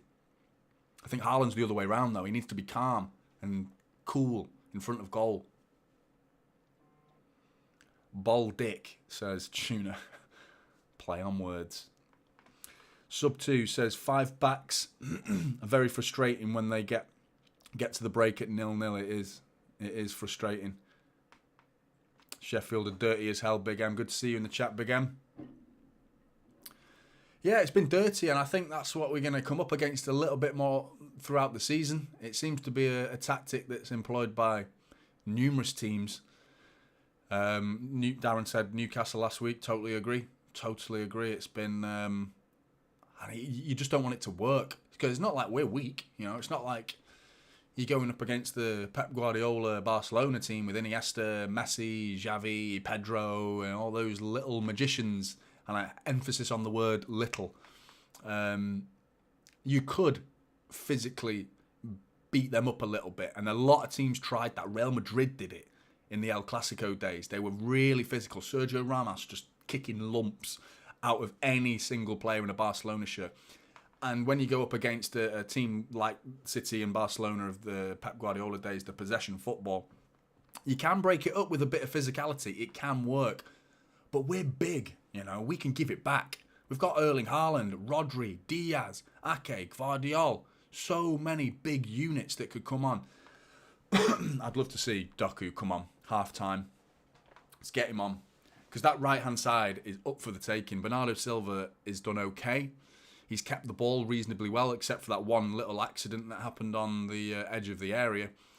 But he's just kept the ball similar to Grealish. We're not beating anybody in the wide positions. And any time a cross has gone in, it's looked dangerous. It's looked pretty good, you know. So I just want to see more crosses coming in from more parallel angles to the goal line rather than deep crosses. That one where we just saw Haaland keeping 2 men off. That's an advantage to the defender because the ball's coming at them and they can head it out from the way the ball came. Whereas a ball coming in, they've got to position their bodies completely differently because they're in their heads. They're like, don't mishit this. Don't want to get an own goal. They've got to twist and turn their bodies. It's so much harder to defend crosses coming across the goal than it is coming into the goal. And we're not really getting to the byline. Need to see more of it. McAtee on because he knows Sheffield's game, says Jack. Yeah, it's interesting to see if we would bring on. I mean, let's have a look at the bench again. We haven't really got anyone that can. I'm immediately looking at Doku just because he's an unknown quantity. I don't think any of the Sheffield United players or backroom staff will have done their research enough to know exactly what to expect from Jeremy Doku. So bringing him on is going to be, even to us, even City fans, City players, Pep himself probably doesn't know everything that Doku's capable of because, I mean, he just looks like so unpredictable. I don't think he even knows where he's going next, left or right. But no, I don't think Pep's going to make. Well, it's not Pep, is it? It's Juan Lilo. Keep forgetting that. But we rarely make substitutions at half time.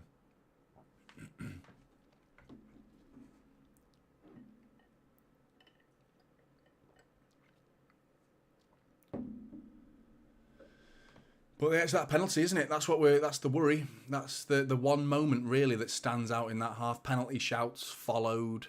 One was for me a penalty, bringing Haaland down by the scruff of his neck like that. I mean, I don't know how that's not given. I don't understand how that's not given. Just looking at the some of the replays here, looking at the penalty incident. The actual penalty that was given is a definite penalty.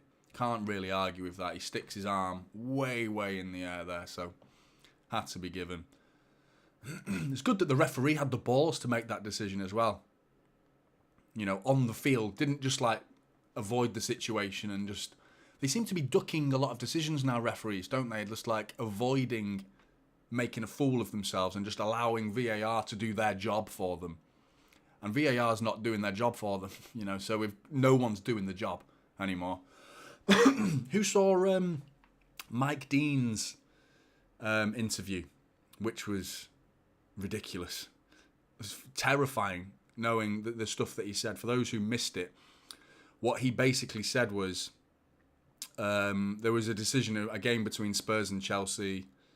Mark Cucurella had his hair pulled. Anthony Taylor was the referee on the field. And Mike Dean was in VAR. Mike Dean saw the decision towards the end of the game, knew that Anthony Taylor was having a bad game, and saw that it was a penalty. He had his hair pulled. It was a red card and a penalty, and as a result of that, he should have given it. But because he was having a bad game, he openly stated in his interview that he said, "I decided to not tell him to go to the monitor because I didn't want him to get abused." Which I don't know where to start with that. Because you start questioning, mistakes are one thing with referees, okay? And I'm struggling to live with that because some of the mistakes are so schoolboy, like blatant errors. It's just pure incompetence from these referees. And now it's gone beyond mistakes to just dishonesty, lying, just totally discrediting the whole position as a referee. Like, it's just mind-blowing to think that this is one guy who's come out and been open about it. What's to say this hasn't been going on for years?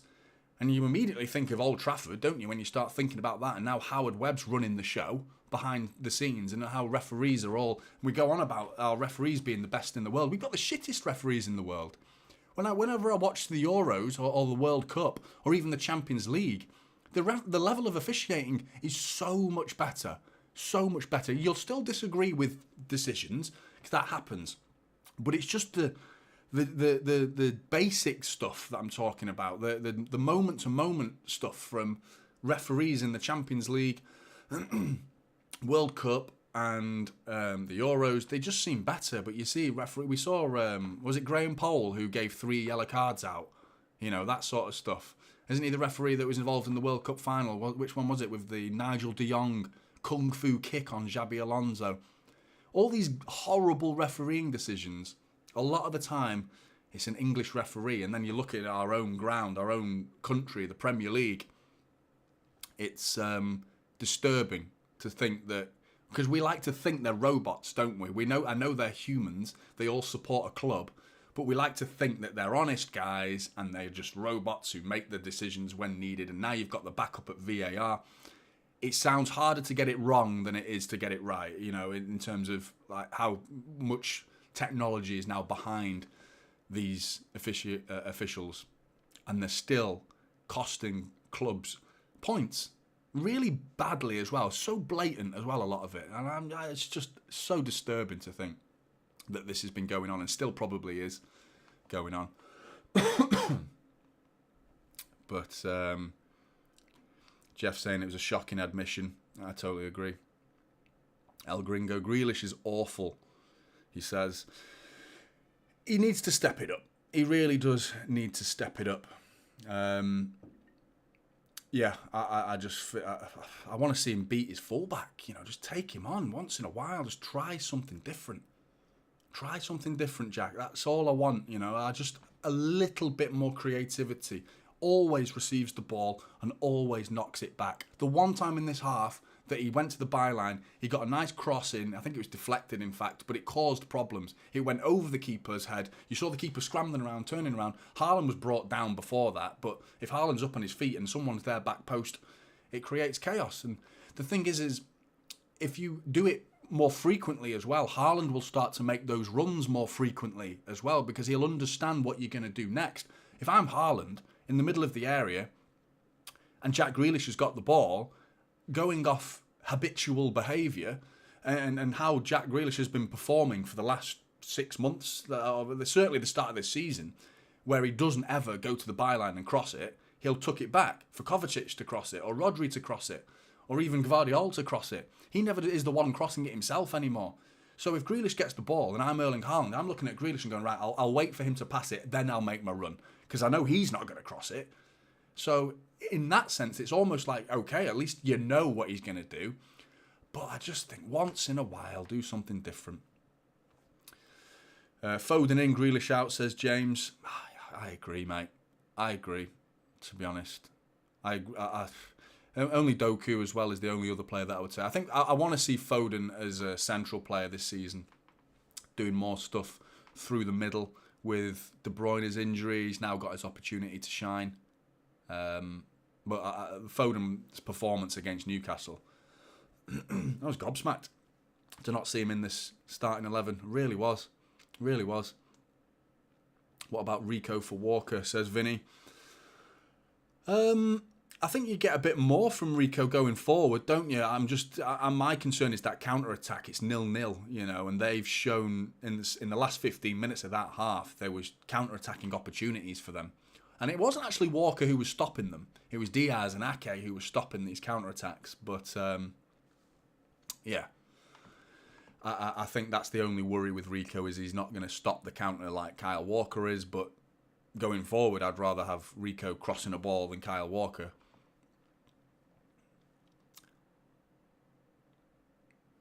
So you said that, Darren. Why is he on the bench then? Why is Foden's ill? He's had the shits this weekend.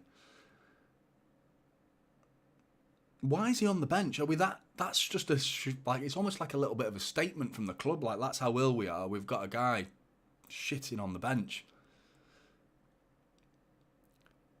Pep's in his car now, bombing down the freeway en route to Sheffield, says Sub2. I hope he is, mate. I don't think we can read too much. I know I was going to go into it before. I think that the managers themselves and us as fans read more into a manager not being on the touchline, because I'm sure a lot of you have played football before, but when you're on a pitch, and even though I'm playing Sunday League, for example, when I played Sunday League, your manager on the touchline, you're only aware of him like during halftime, before the game, and after the game, really, and then maybe the odd shout during the game. And if you're on the other side of the pitch and he's on that side of the pitch, it doesn't really influence the game in terms of the actual 90 minutes. I understand the tactics, maybe a little bit of an inspirational team talk. That's the one area that I think we miss Pep. But in terms of tactics, they're going to be the same. It's the one Lilo and Pep that go hand in hand. Pep will have had his say from wherever he is. But the players, I don't think they'll be affected by Pep's absence as much as we think. I think Pep himself will probably feel like furious not being there, you know. It's this moment right now, in fact, half time. Before the game isn't an issue. I think right now at half time, Pep saying his piece is the only bit I'm worried about. Blues, I'm bursting for the toilet. I've got like a little bit of water left, so I'm going to be back as quick as I can, and I apologise. I promised myself I wouldn't do this, but I've drank all this water. I'm bursting. I'll be back as quick as I can before I take off all the equipment with me. Destroy everything in the process. I'll be back as quick as I can.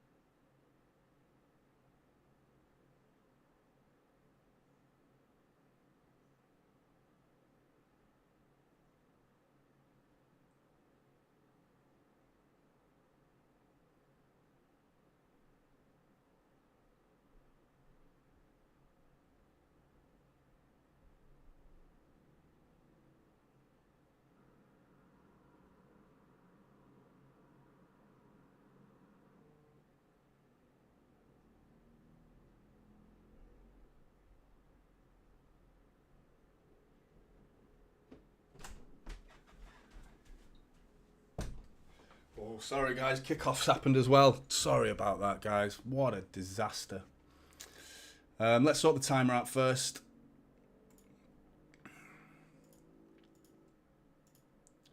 Right, what are we on now? 45, and we'll make that 46.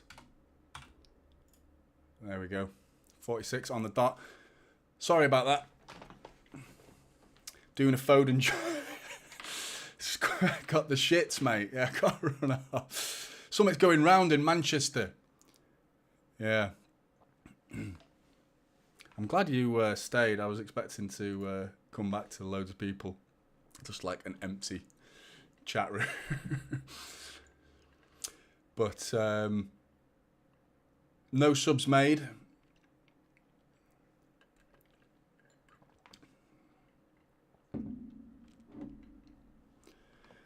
How are you... What? United winners saying, how do I feel about Erling Haaland partnering with Logan Paul and his energy drink? I didn't know that was a thing. Oh, Rodri over the bar. Well, worth an effort from Rodri. He's the only one I'd give a license to actually have a shot from there. But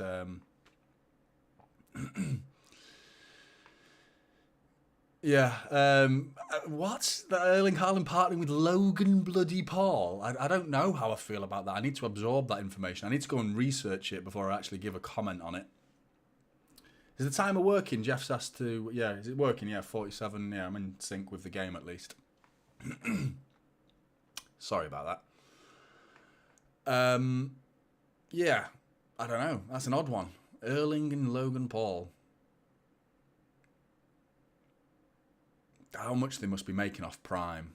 It's a joke. Anyone who's got kids that are above like the age of 12 or 13 will be all like obsessed with Prime. I've never even tried it, you know. I don't even know if it's a nice drink. Anyway, Ruben Diaz with a cross into the middle. No one there. Kovacic, Alvarez, Rodri over the bar. That was a good chance, that. Reasonable chance. He just leaning back a lot there. And he scoops it over the bar.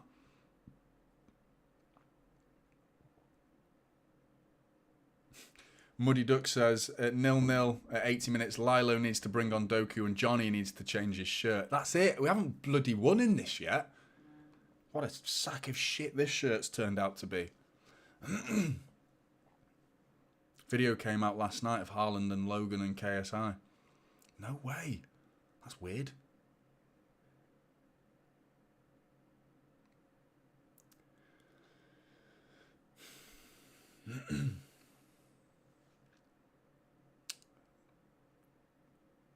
Burnley were 2-0 down to Villa.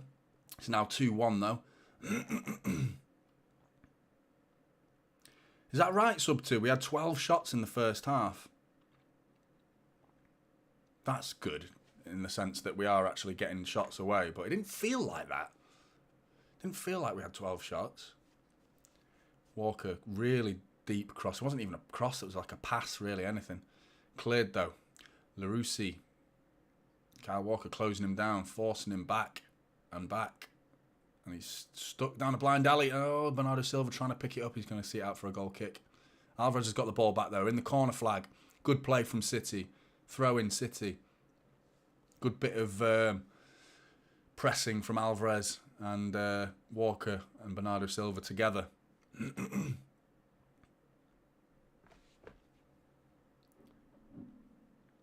Haaland's missed another one, says Jan. I'm presuming you're ahead of me, Jan. Which is getting worrying if he keeps missing chances. Because he missed a ton, didn't he?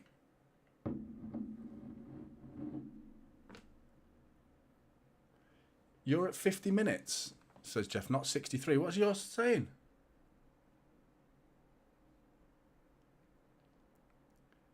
You're confusing me, Jeff. Walker, cross, chance, missed. That's the one you're talking about, Jan, isn't it? You're at 50 minutes. I'm at 50 minutes now. My game's in sync with my clock, so I am confused if you're not. But yeah, that's why I've got Sky. It's gonna be a few weeks away before it's actually installed, but there'll be none of this out of sync. I'll try not to drink a gallon of water during the first half as well. That was a chance, that was a big chance from Haaland.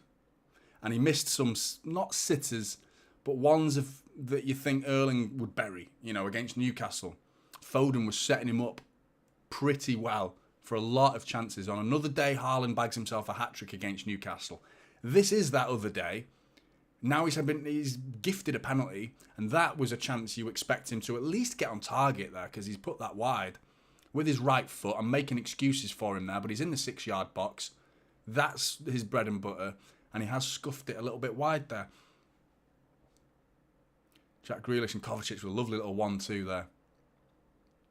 Kovacic has looked great so far. Keeping the ball really well. Out on the left wing is Kovacic. Gvardiol coming inside. Back to Kovacic. Grealish going onto his right foot. Little back heel to Kovacic was red. Watch the score and Jonny misses it. You're confusing the hell out of me, Jeff. Long ball over the top. Couldn't get under the spell of Alvarez.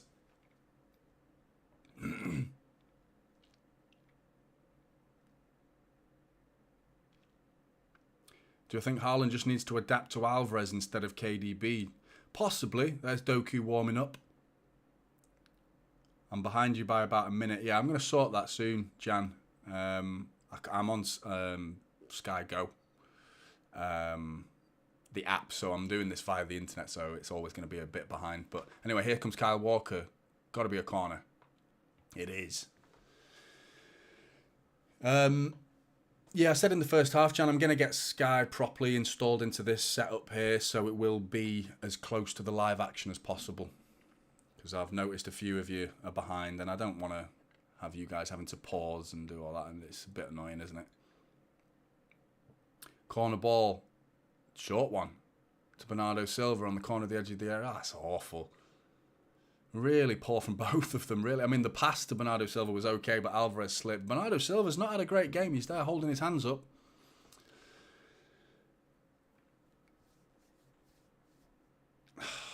This game is ticking away. It's ticking away and fast as well. 53 minutes, 54 for everyone else.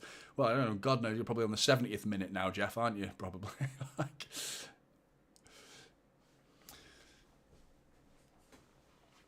Rodri bringing it forward, linking up with Kovacic. Kovacic has been the bright spark in terms of control and just keeping the ball really well. And everything comes through him at the minute. Ruben Diaz bringing it forward to Kyle Walker on the right-hand side. Jack. Doku comes on and scores a late winner. Oh, how good would that be? How good would that be? Jack Grealish on the left-hand side. He's plays it back to Gvardiol. Gvardiol's now looks to... he was going to cross it, but he tucks it inside to Kovacic. Now out to Ruben Diaz. Over to Walker. Inside. Cleared. Kovacic edge of the area. We're pinning them back quite deep now. They're all inside their area, basically. 6, 7 of them in the area. Jack Grealish goes onto his right foot. Blocked shot. Rodri, edge of the area. Out to Kyle Walker. Inside the area. Kyle Walker crosses it. Head cleared, though. Alvarez gets a little flick on it, and it goes all the way out. Gvardiol picks up and tries to cross it. Corner ball.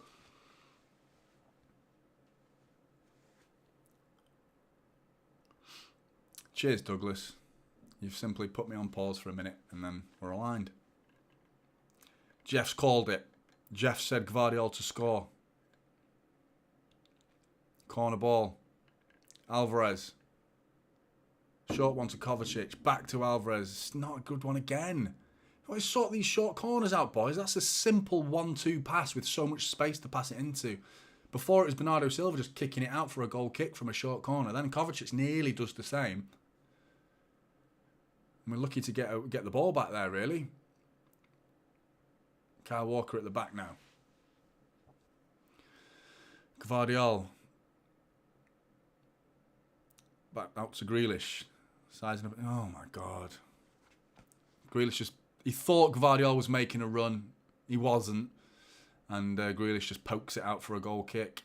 It's looking more disjointed than the first half, this. We're further up the pitch and in an attacking centre. Hey, look at that. Juan Lilo's in his ear. With his earbuds.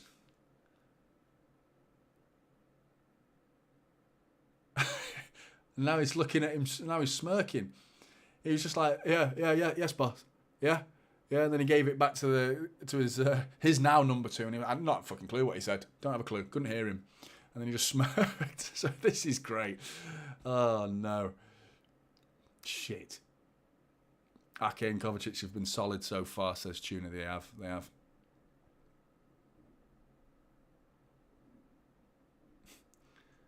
Darren says he's way too old for them. Bernardo Silva on the right-hand side.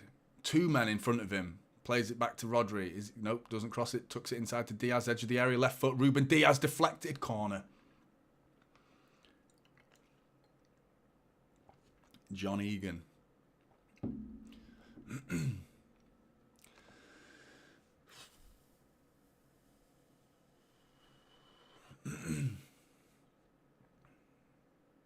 86% possession from City so far. 6 shots, it said. So not 12, but and a corner comes in, cleared by Fotheringham. Free kick to Sheffield United for some reason. Which gets a very sarcastic cheer from the crowd. It's not like we've been getting the rub of the green.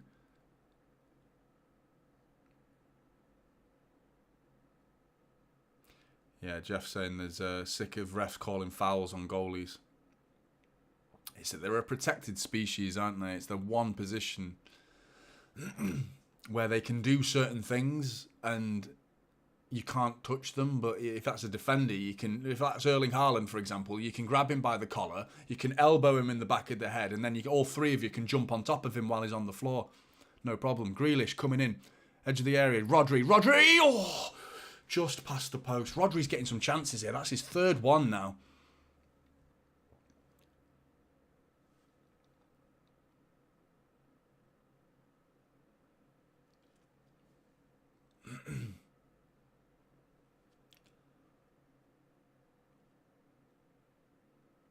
Chances are coming and going. 60 minutes nearly. At last, Jack's in the box, says Darren. Yeah. What are we saying? 60-minute substitution or 70? Do you think they'll go to 70 minutes? That tends to be when we go for it. Anyway, Sheffield United trying to break on us here.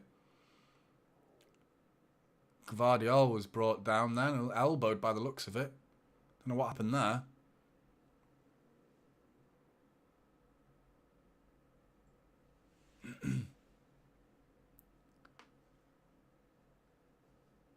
Not sure what happened there, but it seemed like Gvardiol actually fouled him, if anything.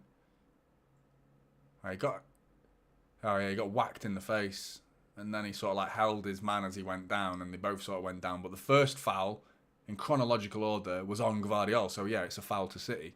Good decision. And he's been booked.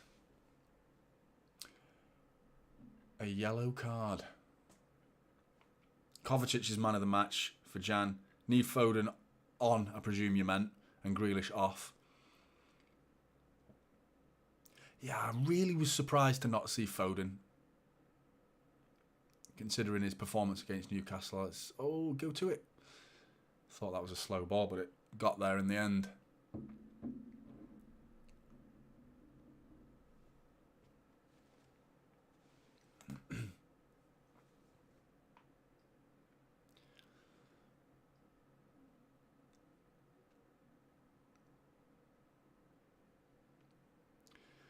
Grealish with a wide ball over to Ruben Diaz, inside to Rodri. Rodri's got space in front of him here, but he tucks it inside to Kovacic. Inside to Haaland. Haaland's in. Haaland! Saved.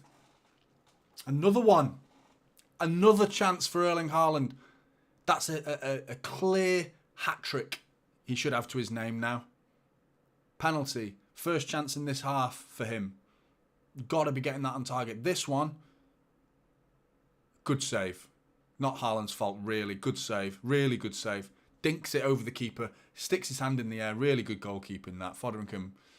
Corner ball all the way across the face of goal. And it's somehow not gone out for a corner. Are you going to it or what? Fucking hell, Gvardiol was running away from the ball then. Kovacic bringing it forward. Grealish into the box. Go onto your left foot, Jack. He's onto his right foot. Tucks it back. Alvarez, near post. Has he saved it or hit the post? He saved it. Getting closer. Piling on the pressure now. Quick short corner from Rodri to Alvarez. Pokes it to Rodri. He's going to look for a cross. Rodri, corner of the edge of the area.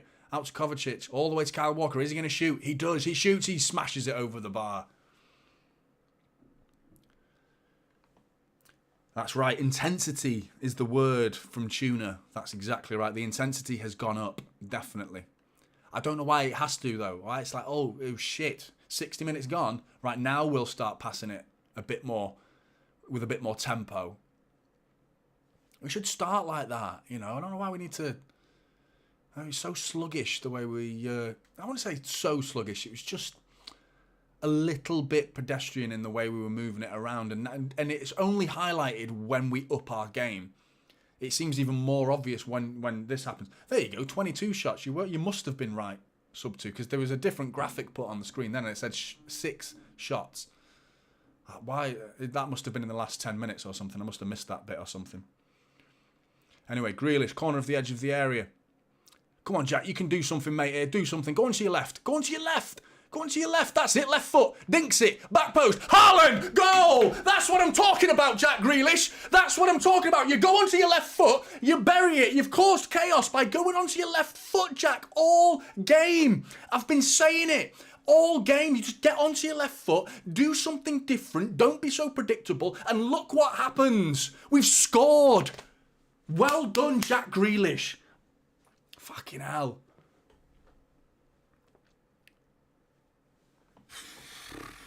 Get in. Erling Haaland. Header. Back post. Boom. Have some of that. Gives it one of them. Conductor.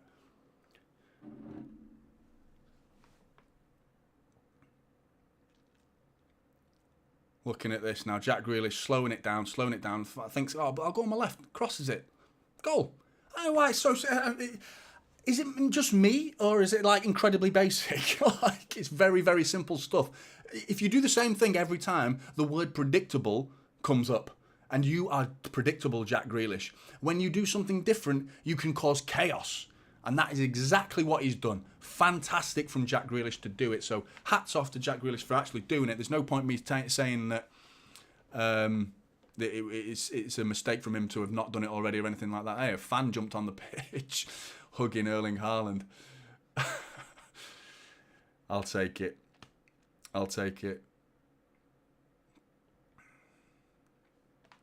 You're right, Jeff. He did look relieved. It did feel like one of those days, didn't it? Anyway, sorry, 1-0 City. Oh no, not 1-0 Sheffield. I'm having a fucking mare today with my timer, and I've just made it 1-0 Sheffield United. I've got the shits, according to Darren. It's all kicking off on Typical City, with me just being a disastrous host. Like, keep your shirt on, Jonny, I know. I wouldn't want to embarrass you with my sheer athleticism dad bod underneath, more like it, but he'll score 3 now. That's gone in, says Ryan. I wouldn't put it past him, mate. That's the thing. You know, last season, though, you can't help but feel that by now we're 4-0 up. You know, with Erling Haaland, everything he was hitting last season was going in. And the one thing you have to commend Haaland for is his ability to just never, ever give up or lose confidence, you know, like just that ability to just keep going. I think Edison's of the same mentality. You know, Edison makes mistakes occasionally where the ball goes out for a throw-in, he's booted it out. I mean, he rarely gives a mistake away, Edison, that's like an absolute clanger. Like the goal, it costs us a goal, for example. Watch him do that now, I've said that. But even whatever level of mistake he's made, he'll do the same thing again. He'll try that same pass the next time he gets the ball. And he doesn't care about what he just did. He cares about what he's capable of. And that's what we need. That's what puts you at the top of the game. And that's what Erling Haaland's like with that mentality. So many strikers miss a chance and then they disappear. Some disappear for weeks if they start like going into their shell and like really like feeling the confidence is low, missing chances, and you can see it in their game. It doesn't affect Haaland, and that's why we can criticise him for missing all those chances. And I have to, because some of them were the penalty is a penalty miss at the end of the day. That second chance in the first half, that's a big miss. He scored though. We're 1-0 up thanks to Erling Haaland. So there you go. It keeps going. Where's Johnny Stones, asks Jack. Injured. Ken says we need Doku in. I'd love to see him, mate. I think it might be more of a token substitution appearance, maybe the last 5-10 minutes or something like that. Kyle Walker finds him some space, tries to cross it to Haaland, but it's picked off by Fotheringham. Yeah, probably a token substitution. I don't think we need Doku now that we're winning. I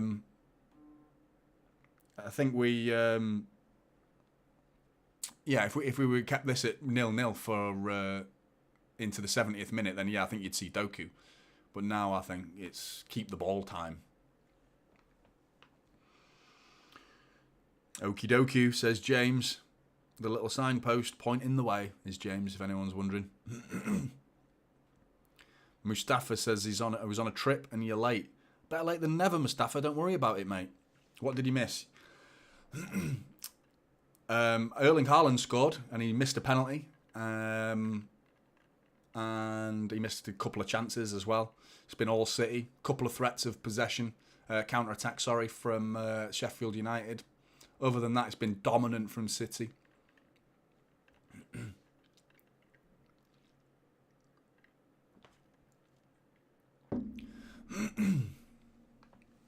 Jack Grealish on the left-hand side. Plays it back to Gvardiol. To Ake.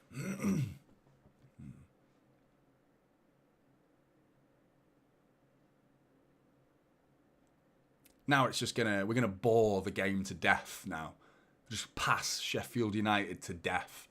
You know, I think that's what you do. You go 1-0 down to City, and you know it's more often than not the game's done and dusted because we just can't. You can't get the ball off us, and we don't have that incentive anymore to we don't have that desire or desperation to get a goal because we're winning. We don't have to affect the game anymore. They do.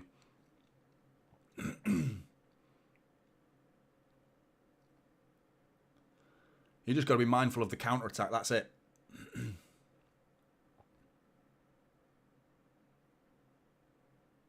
Jack's wife tells him that he fancies John Stones. She doesn't understand how good he is. I think I just missed the Fotheringham just doing bits on Alvarez. Sheffield United goalkeeper just skinned Alvarez. I just saw the aftermath of Alvarez on the floor and Fotheringham whipped into Haaland. Oh, couldn't bring it under his spell. Fotheringham with the ball.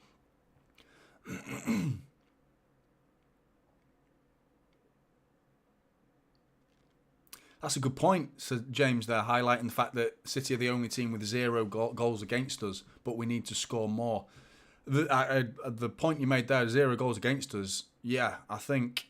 I feel like one is a result of the other. I feel like... Anyway, Bernardo Silva working his way into the box, twisting, turning. And he's lost it, unfortunate. I think one is a result of the other, James, because... I think we have got such a solid defence and we're keeping it so strong at the back that I don't think... And you add the fact that we've got Erling Haaland up top, that albeit he's missed 3 chances today, it's still 1-0 and you know he's going to take those chances. And having a forward up front that takes his chances, like Erling Haaland usually does, the pressure's off in terms of getting forward and scoring goals. He's got to be offside. Got to be offside. Haaland's in, but I'm not even going to say anything because he's scored. Got to be offside. Flag goes up. Good finish though. There you go. He buried it. That's what you want to see. Put it in the back of the net, regardless of whether it's offside. Yeah, he's about 5 or 6 yards offside there, and that's rare. You know, Haaland doesn't. I never see Haaland offside. Last season, he was like one of the most onside players, if there is such a thing, in the league. He got called offside like very few times.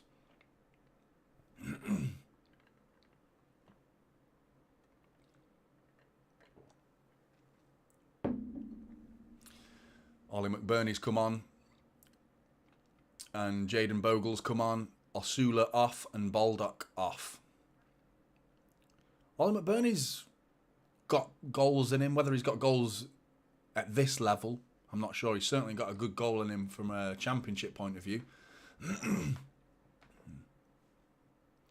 Yeah, going back to need to score more goals, but we're conceding less. I think you're going to see a bit of that this season.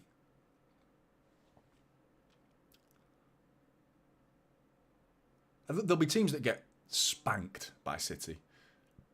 It's going to happen. It could have been Sheffield United today, because Haaland scores that penalty. He scores at the start of the second half. We would be 3-0 up by now.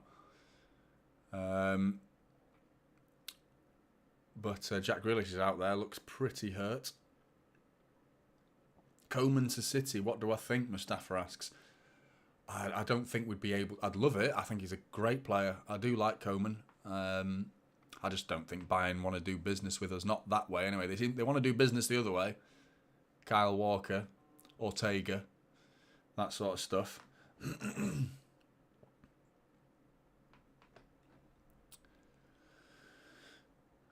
We had a Newcastle fan in here before. I don't know if he's still in the chat, but just for his sake, Salah starts for Liverpool today. Jack Grealish looks seriously hurt here, you know. Stayed down. What's the physio done now? Is he giving him a little thumbs up? As in he's okay. What? Yeah, Douglas says he thinks we might break Chelsea's record of conceding goals. What is it? Is it 15? They conceded. That's the record, the least amount of goals conceded in a Premier League season. Yeah, here comes the teams for Newcastle. Trippier, Shah, Botman and Burn at the back for Newcastle. Tonali, Guimaraes, Joel Linton is the midfield. Exactly the same against us. Almiron, Isak and Gordon, exactly the same team that faced us, faced Liverpool. Alisson in net for Liverpool. Alexander-Arnold, Matip, Van Dijk and Robertson. Szoboszlai, Endo, McAllister in the middle. Salah, Gakpo and Diaz are the front three. Sheffield United have a throw-in. Jack Robinson's throw-ins is something I've told you about at the start of the game. This is one of their main threats. First time they've had a chance. Bramall Lane's excitement, the volume's crept up because they know this is a chance. All the fans are standing up behind the goal. Here comes the throw-in. Long throw-in into the box. Ederson punches, edge of the area. It's not cleared. Blocked by Ruben Diaz. Fantastic bit of defending. He just threw himself at it, just threw his body, and he even did it like that, like making sure his arms weren't doing anything. Oh, Ederson's giving it away. Oh, he nearly volleyed it in with an open goal. Ederson boots the ball away, scuffs it across the floor. It lands at the feet. I can't remember who it was. Was it Hamer? And it brings it down, and he tries to volley it into an open goal. But there you go, chaos from one throw-in. Diaz was fucking brilliant then. Love that. Love that from Ruben Diaz. What a block that. Look at that. The way he's blocking it, putting his arms behind his back and just throwing himself on the floor. And Ederson giving it away.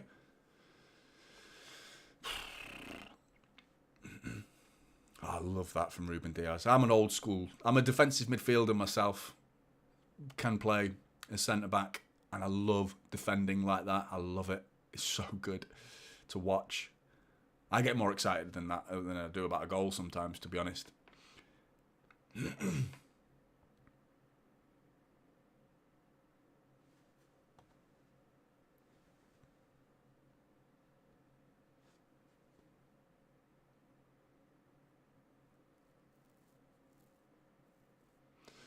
little bit of a warning that I think like that should do for us now. Take it from there.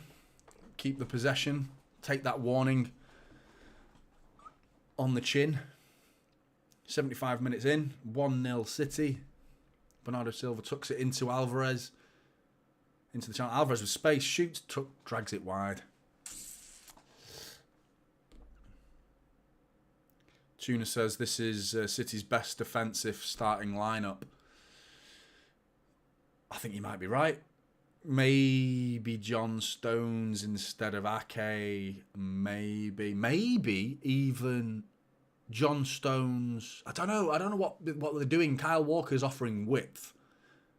I would like John Stones to go right back and be an inverted defensive midfielder like last season, because John Stones in the middle with Rodri was fantastic. For those last 10, 15 games of the season, last season, John Stones was so good. But then it's like there's no space for Walker, who's your captain, you know, and it's like, and the whole Walker having width. Anyway, Sheffield United have a corner here. Ake with an interception, knocking it out for a corner. Norwood stepping over the corner. About to whip it in. Keep it strong. Kyle Walker's getting pushed and shoved. Dishing it back. Corner comes in. Header. Ollie McBurney nods it past the post. Bit of pulling again going on. They're growing a little bit, Sheffield United. A few half chances.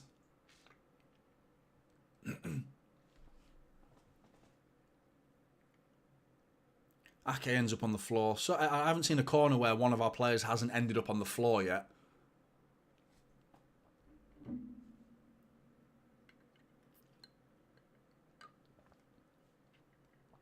I hope Akanji isn't injured. Yeah, I don't know what's going on with him. He's not even on the bench, is he? What a touch from Alvarez. All the space in the world. Tucks it behind him to Bernardo Silva, who's got bags of space. He keeps going, Bernardo Silva. Pulled his shirt. Got to be a yellow card. Right on the edge of the area. Oh, about 20, 25 yards out, I'd say. Shooting distance. Bit central. Lovely touch from Alvarez on the halfway line to knock it sort of behind him with a side foot, like around the corner of himself, to set Bernardo Silva away. Bernardo Silva obliges and bursts through the middle of the pitch and wins a free kick. Who's going to take it? Alvarez on it. Bernardo's on it. Grealish is on it. Alvarez is the one who's placed the ball down. He's the one who's got the face of a cold killer. He looks like the one who's going to hit this. Muddy Duck's predicting a Rodri rocket. If he takes this free kick, maybe. I don't think he's on it, though. Ruben Diaz is doing all this to all three, Bernardo Silva, Alvarez and Grealish. Love that from Diaz. That's what I was saying the other day about the importance of captain. They all need to be captains. They all need to be captains. Leaders. 11 leaders.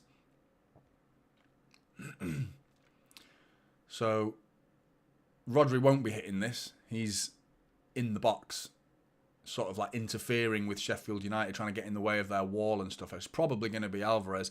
Alvarez whips it. Saved by Fotheringham. Good save. Savable height. If he got a bit more height on that Alvarez, that's in.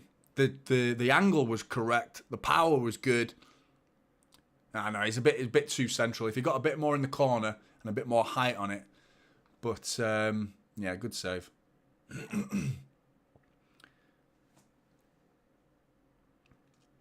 Grealish with the corner. 78 minutes gone. Make it 2-0 and this game is over. Corner whipped in. Cleared by Ollie McBurney. Kovacic trying to knock it back into Grealish's path. Does just that. Grealish brings it under his spell. He's getting closed down. He's going to get a foul here, most likely. Tries to win a corner, but he actually feeds Gvardiol, who goes down. And stayed down as well. Walker cushions it back to Kovacic, but it's gone out for a throw in. Sheffield United ball. Gvardiol's still down. Are you going to do anything about it, ref? Or... Oh, no, he's not. He's walked his way back. Sorry. Another sub from Sheffield United. And another game where we haven't made a substitution. And we may not make a substitution.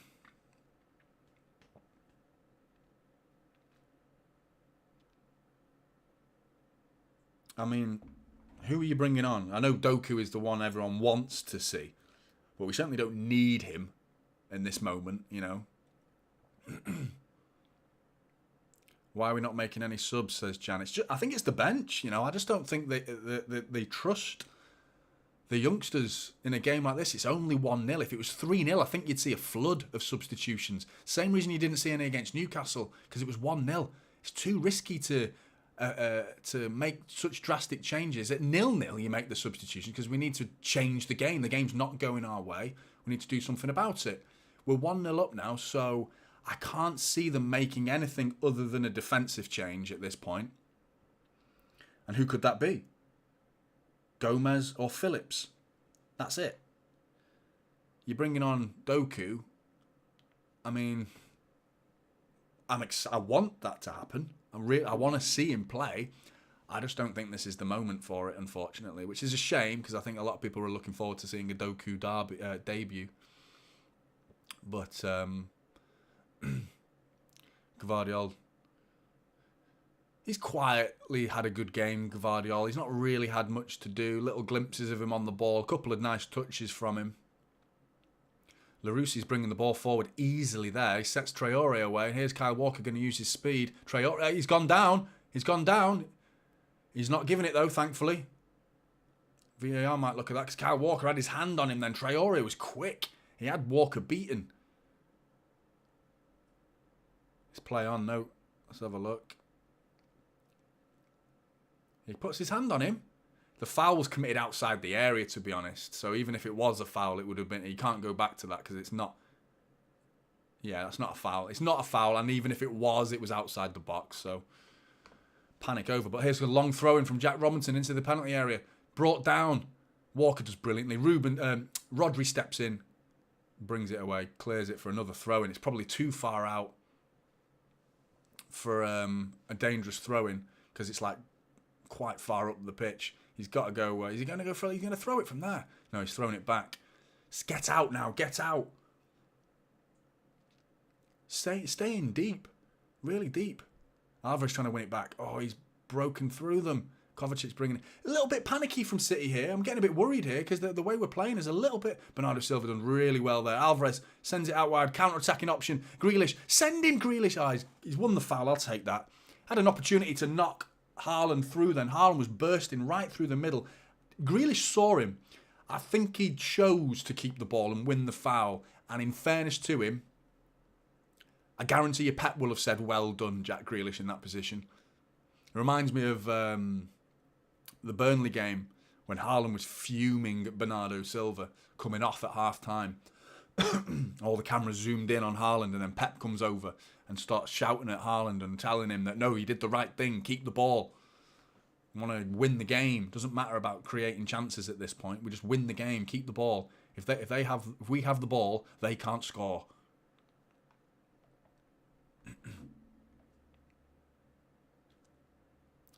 Eric Welch triple captained Haaland. Unlucky Eric.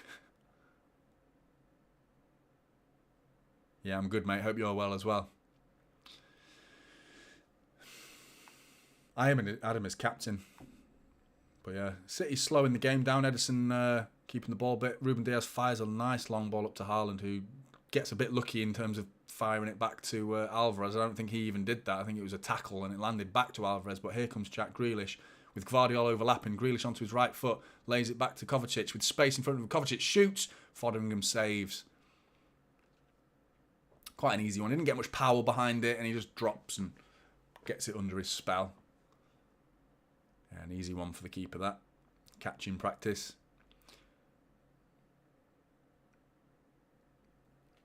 I don't feel comfortable in this game at all, you know. Harmer bringing it forward. Traore against Walker, one-on-one. Well done, Kyle Walker. Well done. Oh, what have you done, Walker? He's back-heeled it. And oh, he's breaking it. His free shot. He's going to get a shot away. Shoots. And they've scored. Fucking hell. Kyle Walker, what are you thinking there, mate? What are you thinking? What are you thinking, Kyle? You did the hard work, mate. You got in front of your man. You did the hard stuff. You beat him. You got him. And then you back-heel it trying to be clever. Just kick it out, mate. Like, oh, infuriating. Infuriating. No way have we just gifted Arsenal a bit of confidence. Because this is the game where we go top of the league, prove a point, 3 games out of 3, and you're fucking about with it at the end. And I could smell this coming. 1-1. He's got him, man. He tries to back heel it off him. What's he thinking? Yeah, now it's Doku time. Hang on a minute. He's offside there, Ollie McBurney. And he's saying he's not interfering.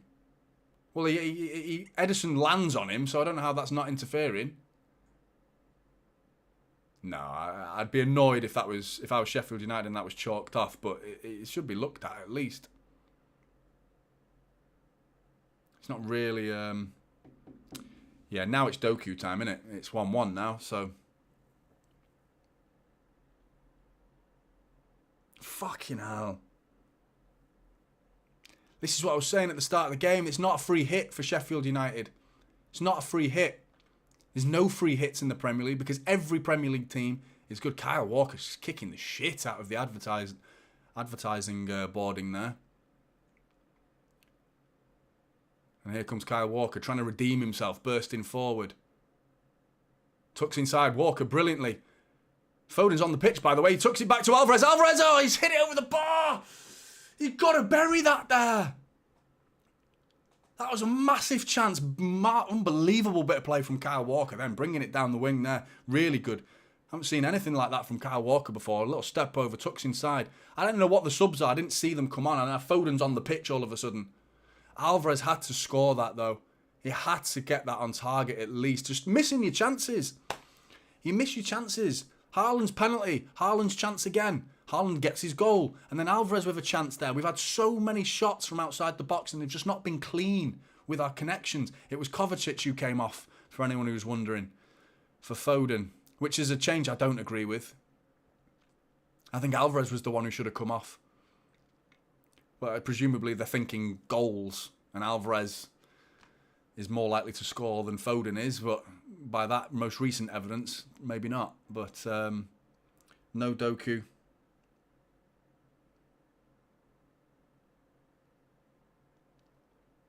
That's wasteful from Diaz. This shirt's going in the fucking bin after this, I tell you. Grealish on the left-hand side. Grealish onto his right foot. Foden. Come on, City. There's still time. There's still time, you know. We can still turn this around. Bernardo Silva whips it in. Haaland! Oh! Just diving header. Couldn't get under it. Kyle Walker. He's won the ball back, though. Kyle Walker's won the ball back. Bit of redemption here. Foden. Rodri. Buried! He's buried it! He's buried it! Gets in the back of the net! Back of the net, Rodri! Have some of that! He's rifled it. Top corner, left foot volley. He's had enough chances, Rodri. He's had enough chances, and this time he buries it. He buries it. Get in there. I'll take that. There's still plenty of time for a fucking equaliser though, City. Sort it out. Keep it strong at the back. No fucking about with it. Like Kyle Walker, just set the example of what not to do. Right. 2-1. Who said it? That's it. Sub 2. You called it, mate. You called it. Walker's just gave a bit of taste of his own terrible medicine there. Whips it into Foden, who miscontrols it, to be honest. Miscontrols it, and it just very luckily lands beautifully in the path of Rodri, who just smashes it into the top left-hand corner and sprints away. A familiar run that we've seen, celebratory run from Rodri that reminds me of the Champions League final goal where he just runs around not knowing where to look or what to do. He's just so fucking happy. Get in the back of the net. Right, keep it simple now. Keep it simple. They're on the attack again here. How have we let them in again? Back post. They've nearly scored again. What are you thinking, City? You've just kicked off and you're allowing them in like that. That's stupid defending, man. Look at the space. They've got two outside there. Ollie McBurney and Norwood all on the space on the outside and back post, and he misses it. Thank God for that. Tries a weird finish, to be honest. Tries to stick his right foot in the air when really he should be going with your head there. And that's 2-2. What are you thinking, City? Oh, what a game. This has turned out to be an unexpected bit of drama. I thought this would be I'd be talking about random things in the second half because with the game's over like 4-0 at half time or something. Anyway, Haaland's in. Haaland miskicked. What's he trying? Haaland makes a fool of himself, to be honest, there with a ridiculously bad back heel. That was not great to look at, to be honest. A bit of an ugly moment from Erling Haaland there. But luckily, ricochets back to Jack Grealish, who's got space. How have we got back into this game? Bit of luck. Got to be honest. Foden's miscontrol is the reason that landed to Rodri like it did, but there's nothing lucky about that finish. Nothing.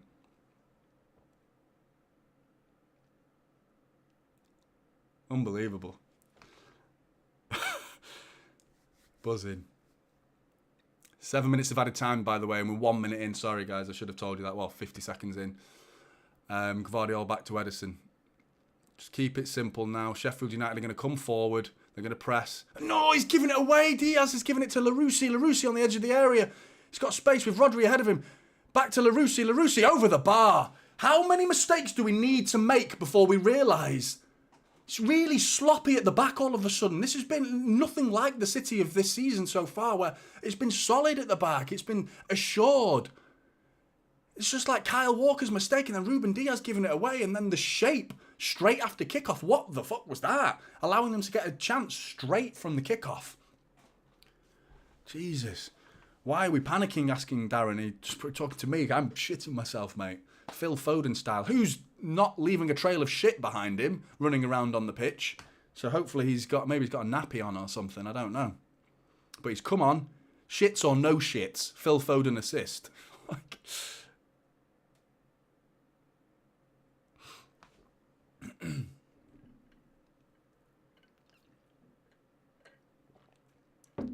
Do you know what? Jack Grealish has been doing this for the last 3 or 4 minutes now, winning free kicks.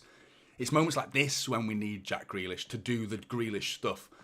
The boring, keeping the ball and luring fullbacks over, turning, passing it back, maybe winning a free kick. Now we need that. When we need a goal, he's got to do what he did for Haaland's goal. Beat a player once in a while.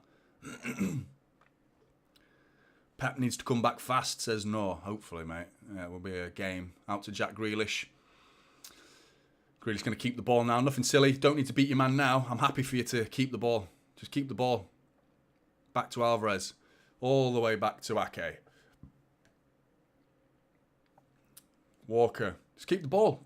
Don't try anything creative now. It's just keep the ball. Foden working his way into the box. Shoots. Got to be a corner. Take your time. Erling Haaland, get over there, mate. Get in that corner. and just do a bit of the wind-up stuff. Short corner, keep the ball. Jack Grealish smirking at something probably the Sheffield United fans said.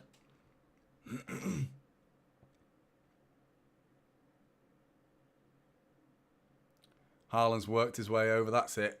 He knows what's coming. Haaland. Here he goes. He's keeping the ball. And it's a City throw and he smiles again. Oh, he's such a wind-up merchant. He loves this. This is like his favourite part of a football match, isn't it? When there's one goal in it and he goes into the corner. He loves it. It's a throw-in this time, though, so it's going to be difficult for him to keep the ball this time. But foul throw, I would have thought there. Jack Grealish, but he gets away with it. No foul throwing. Still City's ball. Back out for a throw-in. 94 minutes gone, 3 minutes to go. Oh, Haaland's miscontrolled it, and they've cleared it up the other pitch. Ake pushed in the back. Foul, referee's giving it. Yeah, good. Good decision, referee. Traore with a push on the back of Ake. Yeah, no, I've not got any mods, mate. Mustafa, if you could stop spamming, that would be good, mate. Saying the same thing, mate. I'd appreciate that. You've been very kind to me with your choice words, but stop saying Pep and Haaland. Foden out wide on the right hand side, back to Walker, who plays it back to Rodri. Bit of keep ball now. We're one of the you'd think we are one of the best at seeing out a game. Lovely bit of play from Walker. Keep the ball, don't cross it. Just turn away. Oh, he does cross it to Foden. Foden back post. Ooh, bit loops over everybody. I don't think he even needed to cross it there. Just keep the ball for a bit now. I'm not interested in another goal. I'm interested in winning the game. One chance from Sheffield United is all it takes. There's 2 minutes left. Plenty of time for them to score. So Foden, down the middle, loses the ball. Here comes Sheffield United. Traore, good block from Bernardo Silva. Keeps the ball back in their half. And City get back into some shape. Alvarez and Haaland trying to close down. Long ball up the top to Gvardiol, who heads it brilliantly. Nice cushioned header back to Grealish, who now brings the ball away. That's it, Jack. Keep the ball, mate. I'm a mod. Check my spanner. Says sub 2. Are you?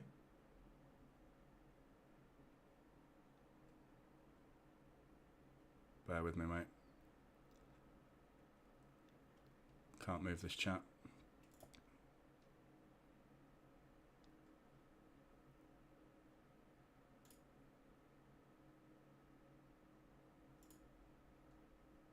There you go. You're a modder.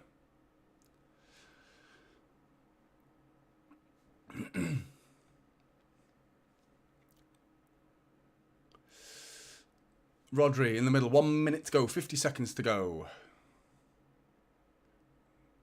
They're seeing out the game really well. The last 6 minutes has been a good bit of game management, but that minute after we'd scored was nightmare stuff. Coming away with 3 points here is huge, because that equalizer will have sent shockwaves around the Premier League, and how much joy it will have brought to all our rivals watching this game, thinking they're going to drop points. And the weekend when Arsenal have dropped points, we drop points as well, but seemingly not so. Ederson with the ball. Big hoof all the way up top for Haaland to chase. 12 seconds to go. Back with Fotheringham. That's it, ref. That's it, ref. Blow your whistle. That'll do. That'll do, pig. That'll do. Hang on a minute. Diaz cleared it. Full time, I'll take it. Not as easy as we thought, eh? Hey, there are no 4-0 guarantees in this Premier League. That's exactly what I was saying at the start. I just didn't feel like... I've predicted 3-0. I did think it was going to be much more comfortable than this. But it just goes to show there are no free hits for either teams, and free hits in the sense that they don't need to care about the game because it's the gulf between the two teams is so big, and therefore Sheffield United can go out and play with freedom. No, they shouldn't. They came very close to getting a point today. Very close. You know, so next game they play against us, they should go into the game with that same spirit. As far as we're concerned, we need to look at the game and go, they are no mugs. Because there are no mugs in the Premier League. None. And it's very, very simple to say that, and it's a very basic analogy, but it's very true, and I just feel this was a sort of game that was a potential banana skin. But on paper, you look at it and go, comfortable win, comfortable win. I did say in my preview, whenever I say my gut feels it's going to be a beating, it never is. And my gut, I should always listen to it. I should always listen to it. But top of the league we go. Sub 2 gets it right with a beer. Going to enjoy a beer myself later, I think, to celebrate that. Look at the league table. That's a rather pleasant-looking league table. Top of the league, 3 games in. Only team with 3 wins. Shame we conceded. Shame we conceded today, because that would have been nice to have 3 games in with 0 goals conceded, but it is a shame. I'm going to try and get the match reaction in as soon as I can following this. But lots of you in the chat today. Really enjoyed it. Really enjoyed talking to a lot of you. I hope to see you in the match reaction as well, which I'll be doing as quick as I can after this. And then I'm going to go and sit down and watch Newcastle spank Liverpool, hopefully. But yeah, thanks again, Blues, and I'll see you in the next one.